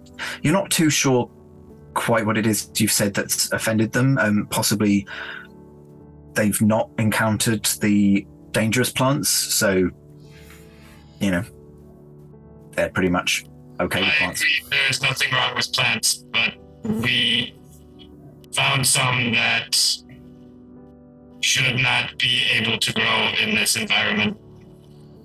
They seem to have been magically assisted. Slippery Jack doesn't seem too keen to divulge anything, having kind of been asked that question, but Oka kind of pipes up that, well, I mean, it could be because of our guardian. See, the mother protects us. And that's where we will call an end to tonight's show. I have two very important questions. I can't promise I'll answer them. That's fine. 1, does Protagonist Jones eat? No. 2, does Protagonist Jones kneel? And if so, what the fuck does that look like?